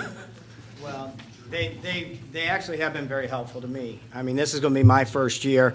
I've spent a lot of time this summer. These two behind me, I'm sure that they see my name on the phone and they don't want to answer it anymore, Okay. but they always do. But the IHSA has been very, very helpful to me. The other thing, though, that has been left out is we do only want to sign it as a 2-year contract, so that if they do not move in the direction of all sports, then we will be able to go ahead and look outside and look elsewhere. We're not going to commit to this for more than 2 years. assuming, hopefully we can get something done within those 2 years to get all sports. I was a head girls basketball coach at Richwoods, and we have 2 scheduled games in Chicago this year that we have to go to. So we talk about travel time with that as well. It will be minimized, I believe, our travel time if we do join this conference. So Fair enough about the IHSA, and I thank you for that. that's fine. And since we have all the ADs here and also our district athletic director, if you could just quickly touch on the issue of athletic eligibility. And what happens if, for example, I'm a manual student and I decide I want to be advertised and go to Peoria High, but I still live in the manual attendance zone. Am I eligible to play basketball for Coach Ruffin at Peoria High this year? If I wanted to go to play basketball for Coach Ruffin, in the eyes of the IHSA, you have to move. So that's what, basically, you have to change residency, you have to prove where your residency is, and you have to move. And that even is for outlying areas. If we have a student move from Limestone or in from Metamora, we have to send a concurrence to that school, and then we have to prove residency for that student before they become eligible. And isn't there a process? I know there's a form that's filled out by, it would be, let's say, from a manual student going to Peoria High, you would sign the form, and also Mrs. Jenkins would sign the form. There's a form that we have to also submit to IHS for them to determine if I'm eligible to play basketball at Peoria High, and we receive some information back, correct? Yes, there's actually the first form that goes out is called the principal's concurrence, and that would be sent from, usually it's sent by the ADs, but it has to be signed by the principal at your school. And what that basically is saying is, was this student, did they move, and do you concur with this move? Do you know that it actually happened? And if that happens and everybody agrees, then that's all that has to happen. If there's some discrepancy, if maybe there was a change of guardianship, then it has to go further and it has to go to the IHSA, and then there's usually a decision made by them. And I just want to say thank you. The reason I think I want to bring that up, oftentimes people don't know behind the scenes what you, the three of you along with Bobby, are doing as it relates to athletics. I think it was an outstanding decision that we made 2 years ago to move, or actually over a year ago now, to go back, making sure we had ADs at our 3 high schools to also support what we're doing district-wide. So just a special thank you. Thank you again, Bobby, for helping us get soccer in the middle school level from last year. Our goal this year, I'm going to put both he and Ms. Johnson on the spot because they think I've forgotten what I asked them to do for this year. What did I ask you to do this year? Golf for middle school girls. And then next year we will add golf for middle school boys. So that's our goal this year. We'll put Bobby to work there, but that's what we would like to do. Athletics to us also is important in this district, as well as academics, because once again we want to produce well-rounded individuals. I think we've all been excited this past couple of weeks as we watched the Olympics on TV. Just think one day it'll be a Peoria Public School student. All right? But thank you all very much. So we'll bring this back the August 27th board meeting. I know it's a committee of the whole, but I would like the board to take action on that for 2 years. Oh, sorry, one more comment. Just a quick reminder, Saturday, September 8th is Dr. Lathan's favorite district athletic event, Detweiler Park, 9 o'clock. The former Woodruff Cross Country Invitational is now called the First to the Finish Invitational. Come out, you won't believe it, will you, Dr. Lathan? It's great.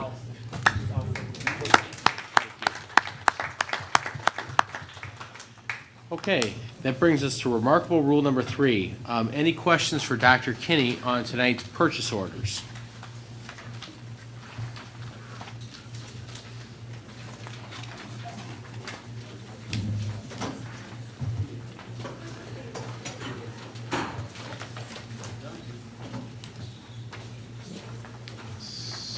Okay, seeing none, we'll move on to remarkable rule number 4. Dr. Lathan, please provide tonight's report on report a request under the Freedom of Information Act. Since our last board meeting report on July 9th, 2012, we received no new Freedom of Information Act requests.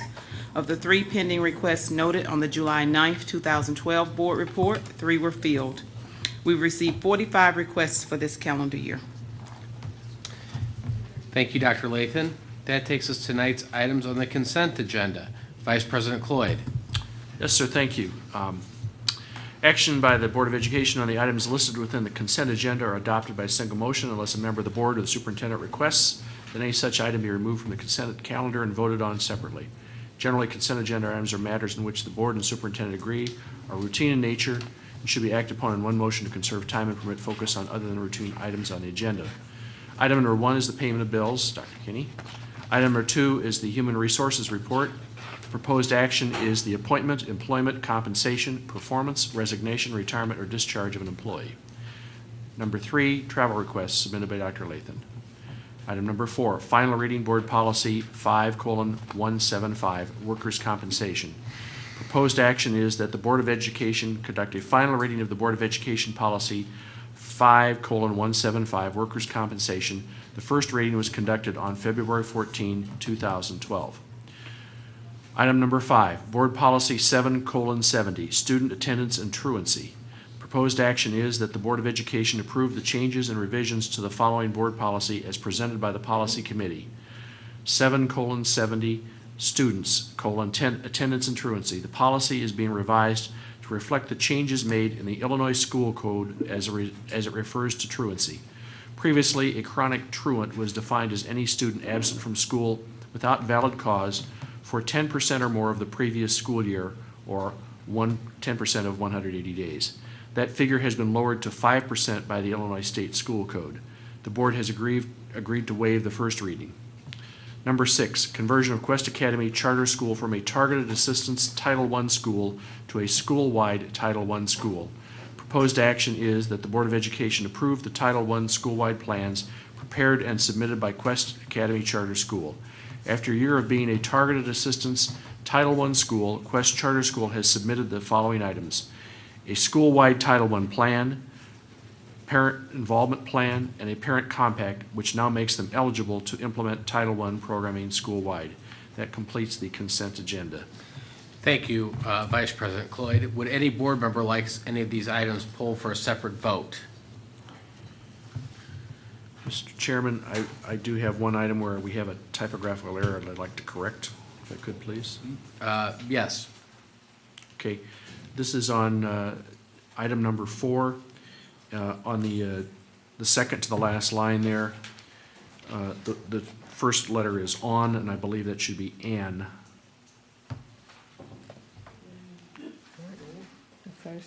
Second paragraph, the second to last line where it says that.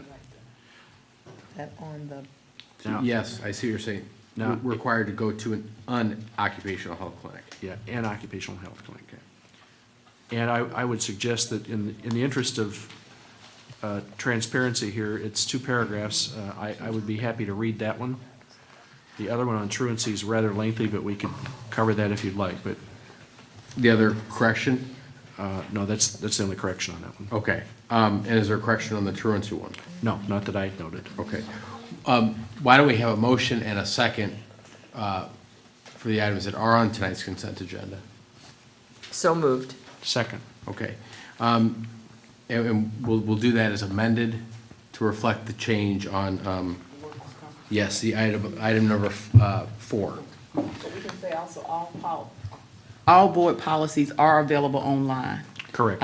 For review, even if you can't locate them on the agenda, but they are always available online, the existing policy, before it is changed and adopted by the board. Okay. So, Madam Secretary, do you see that correction he's talking about? Okay. Any discussion on the items on tonight's consent agenda? I would ask Dr. Lathan just to comment on the student attendance and truancy revision. Last year, the school code changed just defining the percent of time that students could miss school to be considered truant. And so we just needed to change the board policy to reflect the school code. You'll find as we continue to move on, if things change in the school code, we need to go back to different board policies that were adopted years ago. And so just trying to make those revisions as it relates to the truancy policy. Did you ask me about number 6 also? No, but just the question would be is, in terms of this change, does it have any impact on the way we would administer discipline in schools relative to these issues? it would be great to say, yes, it would have an impact. We can consider a student to be truant at 5% now. However, the school code prevents us, and we've been going round and round with our attorneys on helping us with this. Well, the high school's left, but Bill is smiling.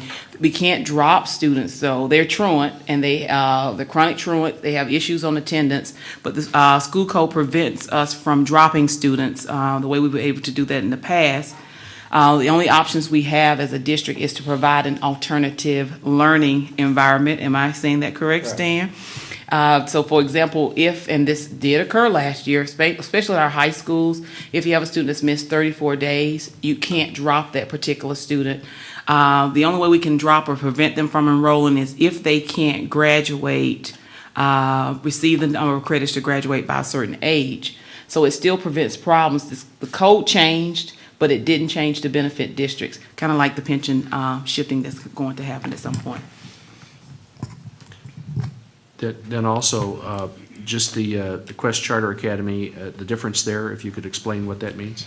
For the past year, in Quest Charter School, just before, so we don't make sure everyone's on the same page, they're entitled to receive Title I monies based on the number of students that they have enrolled in their school. So last year, they were considered a targeted assistance school where they were able to utilize Title I money on targeted students. This past year, and now they've created all the documents that they need, the supporting evidence, as displayed here, the parent compact, the parent involvement plan, the school-wide Title I plan. So now they'll be able to utilize the Title I monies that they receive for the entire school. So that's professional development for teachers, materials and supplies for all students, and then also parent involvement programs. And it looks to me that's about 35 pages of documentation. Just yes, and that's what's required to be submitted actually to the state. Okay, thank you.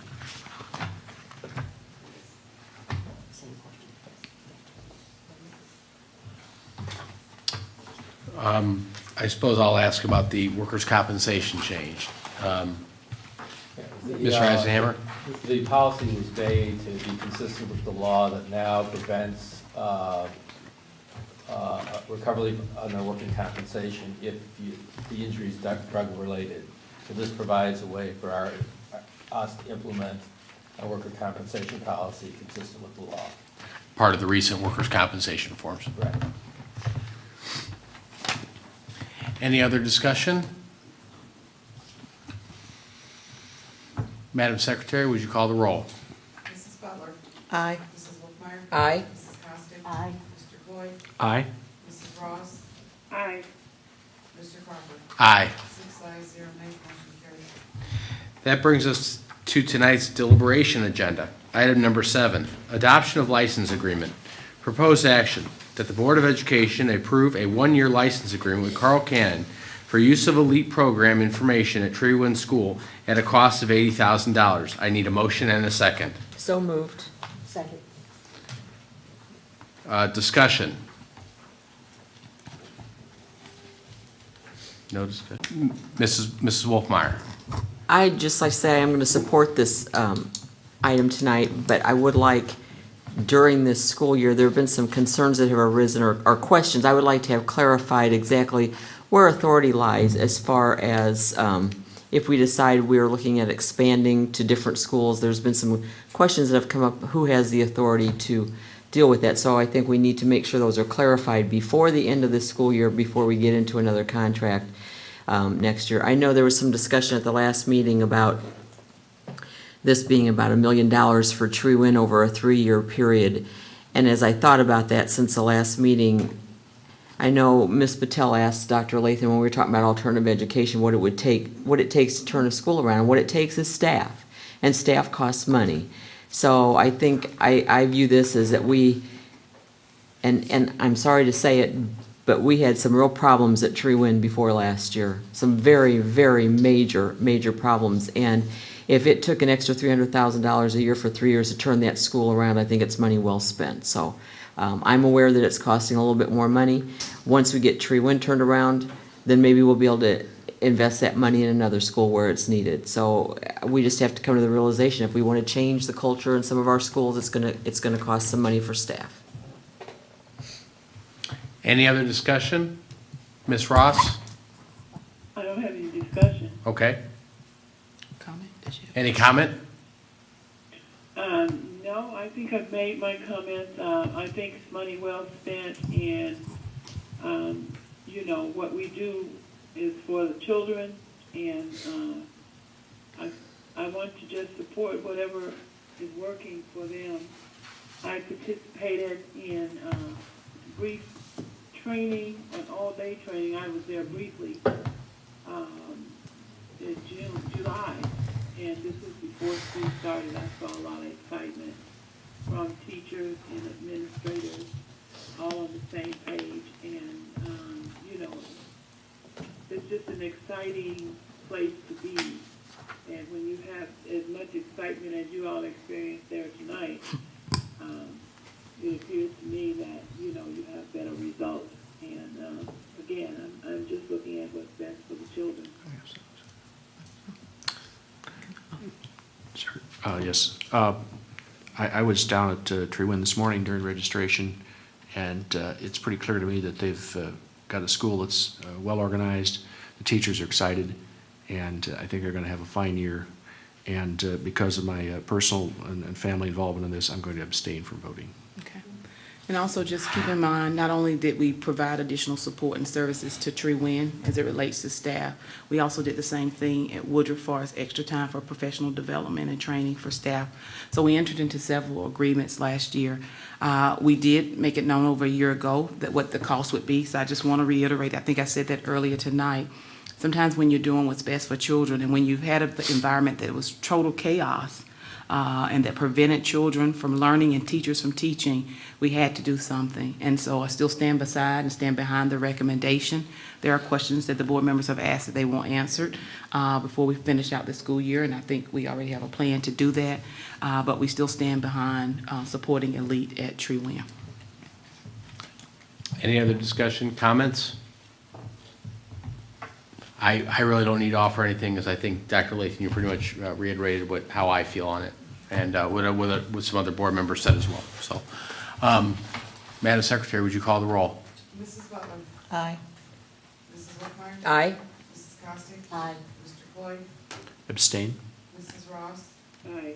Mr. Crawford. Aye. 5 ayes, 1 abstain, motion carries. Item number 8, Children's Home Contract.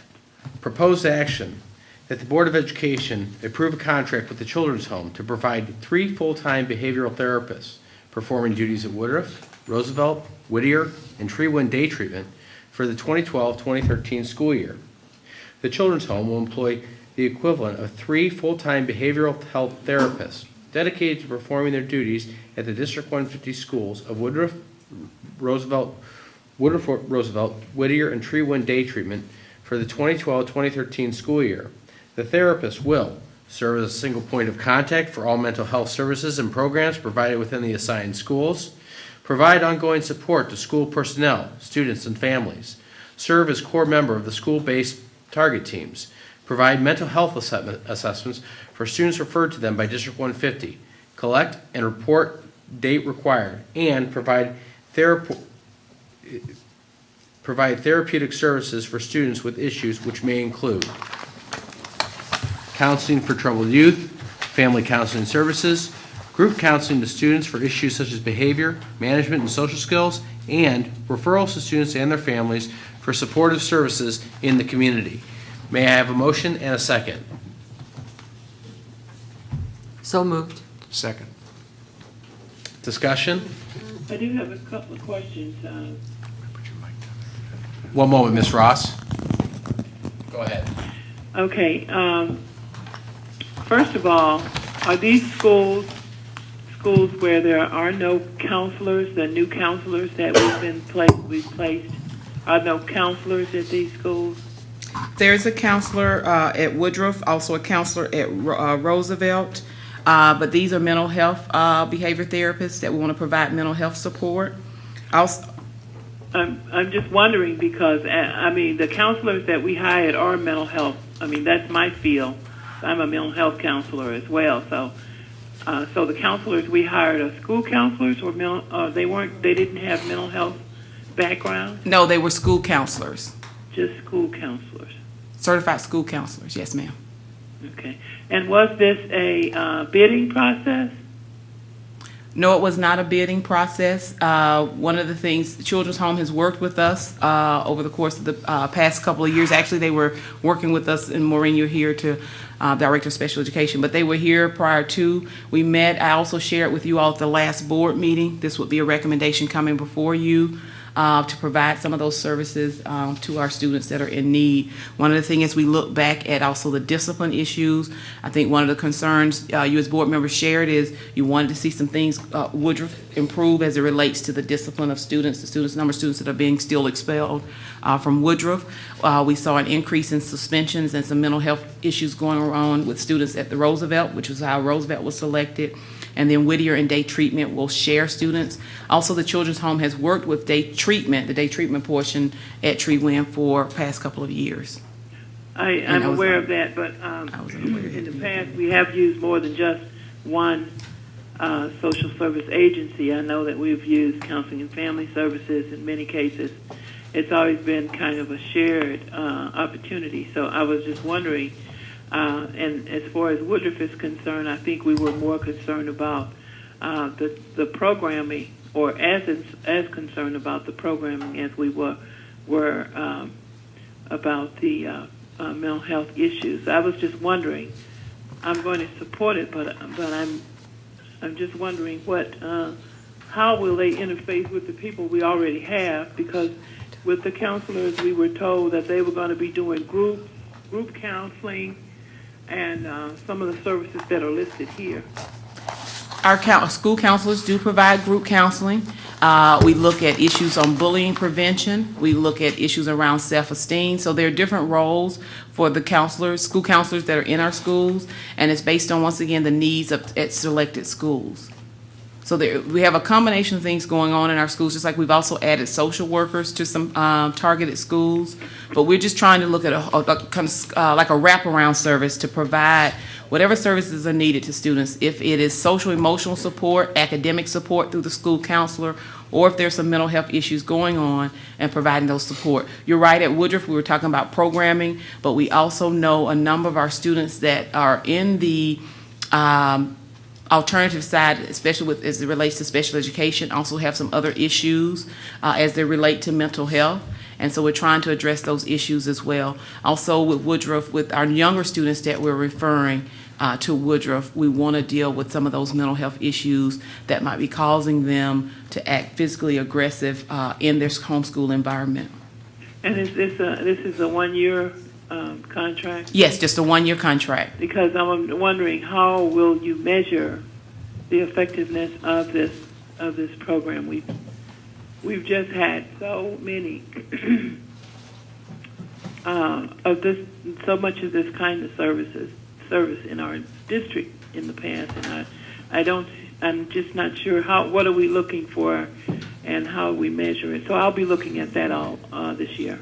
Okay, and like I said, there will be individualized information on individual students. Overall, we can look, I think, but just to kind of put it in layman's terms, we want our students to be able to manage and be productive in the classroom environment. So if they're at Woodruff, we want to try to get them back to their home schools. If they're at Whittier, what type of programming mental health programming can we implement at Whittier to keep and prevent them from being referred to Woodruff? So we want to look at the services that will apply, that prescriptive diagnosis that was assigned to that particular student. Are those different types of therapies and those interventions working? Also, part of this is working with parents in the home and trying to meet those needs.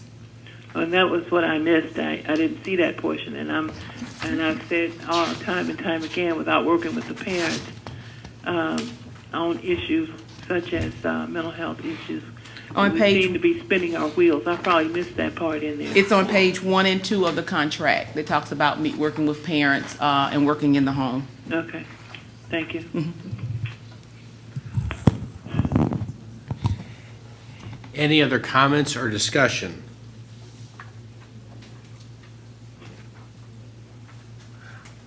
I might add, should it read at the bottom there, if you're looking on the, at least on the proposed action, the second line from the bottom on the first page, collect and report data required.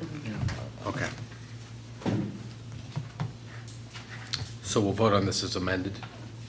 Well, it's not the actual motion, so. Yeah, that's not the actual motion. Right here. Oh, that. just that, okay. Then I just read all that stuff and, I didn't want to, I tried to stop oh, please stop me. However, on this document here, you have the same situation, so you may want to do that. Yeah. But that's background information. That's not the actual, that's Back- not the okay, actual background motion, information. even on the other page. That's background information. So why don't you go back and reread the proposed action again for item number 8? I will. It's wrong on here, too. I know, but that's background information. That's not the motion. Here's the proposed action. Proposed action, that the Board of Education approve, well, first off, we'll scrap the prior motion. Okay. And then we'll go proposed action, that the Board of Education approve a contract with the Children's Home to provide 3 full-time behavioral therapists performing duties at Woodruff, Roosevelt, Whittier, and Treewood Day Treatment for the 2012-2013 school year. Motion a second. So moved. Second. Discussion, comments? Madam Secretary, would you call the roll? Mrs. Butler? Aye. Mrs. Wolfmeyer? Aye. Mrs. Costa? Aye. Mr. Floyd? Aye. Mrs. Ross? Aye. Mr. Crawford? Aye. 6 ayes, 0 nays, motion carried. Okay, that leads us to presentation and suggestions by board members. Mr. Cloyd, I believe you have a summary on the trip that you and I took to Washington on the recent fly-in. Yes, sir, thank you. We were invited to attend Congressman Schock's Washington fly-in, and I have several points that I'd like to make in briefly referring to them. Just in general, it was 2 days of very interesting and informative meetings, presentations, and a long list of very interesting and somewhat entertaining speakers, ranging from the sublime to the ridiculous to some extent, but I won't characterize any one individual. But it was very interesting. Some things, takeaways, a great deal of concern about unsustainable level of federal spending, which has implications for future funding for the school district, and which is always a concern. Second, that the U.S. Senate has not passed a budget in 3 years, and the Senate is not really getting much done in that regard. The fiscal cliff, which is approaching on January 1st, was described by Representative Paul Ryan as a sort of artificial crisis, and that there will be an impact felt even starting in November because of the WARN Act, which requires notification of people who are potentially going to be on layoff in private industry. Then Representative Schock had some interesting comments to make, and he was there to moderate the discussion during the 3.5 days. He made one observation, and this maybe relates to the issue of federal spending. The average person pays $60,000 into the Medicaid fund over their lifetime and receives more than $150,000 in benefits, which is not a very sustainable formula. Another thing that was a takeaway, and Senator Durbin from Illinois came in and spoke, and one of the things that was very high on his agenda was cybersecurity, and he gave several instances. I will highlight 2 of them. One of them is that the Chinese penetrated the U.S. Chamber of Commerce undetected for 6 months, even to the point of controlling the HVAC in the building, turning the air conditioning temperature up and down. And hackers have also changed National Institute of Health poison antidote documents and made them available online in their fraudulent form, which is frightening to think about. He also, on another note, talked about Kraft Foods in Champaign, the world's largest food processing plant, which needs 100 people per year and equipment maintenance. They are 100 jobs each year. They're $47,000 a year, and they can't fill those jobs, and it's based on the need for trained people, so there's an issue there. Also on cybersecurity, Representative Rogers, who's chairman of the House Intelligence Committee, came to speak about this very interesting presentation. And just in terms of your personal security, he said a typical credit card company receives 300,000 hack attempts on their system per day, which gives you some idea of the intensity of cybersecurity issues for the country, for the private companies, and potentially for anybody that has a system that could be accessed online. Then Congressman Schock arranged for for us to meet with some people from the U.S. Department of Education, which was not on the agenda, but he arranged this on our behalf.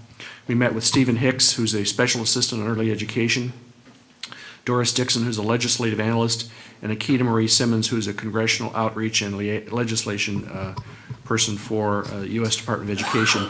We discussed in our about 45-minute session with them the following: early learning challenge grants, revised guidelines for Title I funding for pre-K, special education Part C voluntary program such as Race to the Top, promised neighborhoods and what that could do to have access to schools. And I don't know if we have any promised neighborhood programs in the area, but that's one possible source of funding. The 3I Innovation Fund, which can be used for experimentation with ideas and implementation funding to scale up. And it provides competitive grants with a record of improving student achievement, attainment, or retention. They also mentioned the Erickson Institute's Early Mathematics Teacher Education Project in Chicago, which brings better math instruction to the classroom through intensive professional development for preschool and kindergarten teachers. Interesting. And they also mentioned that there have been changes to the Carl Perkins Career and Technical Education Act of 2006 and the Carol M. White Physical Education Program, which pays 90% of the total cost of initiating, expanding, and improving physical education programs. So to that extent, there are opportunities available if we choose to pursue them, if we are not already doing so, and we might want to look at those with our grant application process. So all in all, it was a very interesting session. It was very informative to hear from these folks, and I think in terms of making an impact on the Department of Education, they sat up and took notice when we talked about the size of the district, its demographics, and our spending per pupil in the district, which I think surprised them in terms of the amount we were spending. Mr. Crawford, sir. I would just add that what we did not discuss is Illinois' application and Race to the Top funding. We are one of 5 states, I believe, that are in line for that funding. The district's a potential beneficiary, so we were admonished not to discuss that, so we did not. I guess if you mentioned it wasn't discussed, who knows? But in any event, we also, the takeaway I had is, the takeaway was, look, there's been a lot of money that we've spent over the past couple of years with stimulus and so forth, and they advised us to operate within the rubric of what's available to us. And so I know that we are constantly looking for grants and opportunities within this district, and I know that we're going to have a presentation later on in the year about that. So it's just something I think we always need to keep our eyes on. I think they were some of the what I shared with them is I said, look, to the extent that us coming to you expressing a need, that we value your support and count on your support, to the extent that you can take those back to members of Congress, to the Secretary of Education, to whomever that might have a decision on funding of public education. I said, please take our words to heart. We have many challenges, and we value what you can help out with.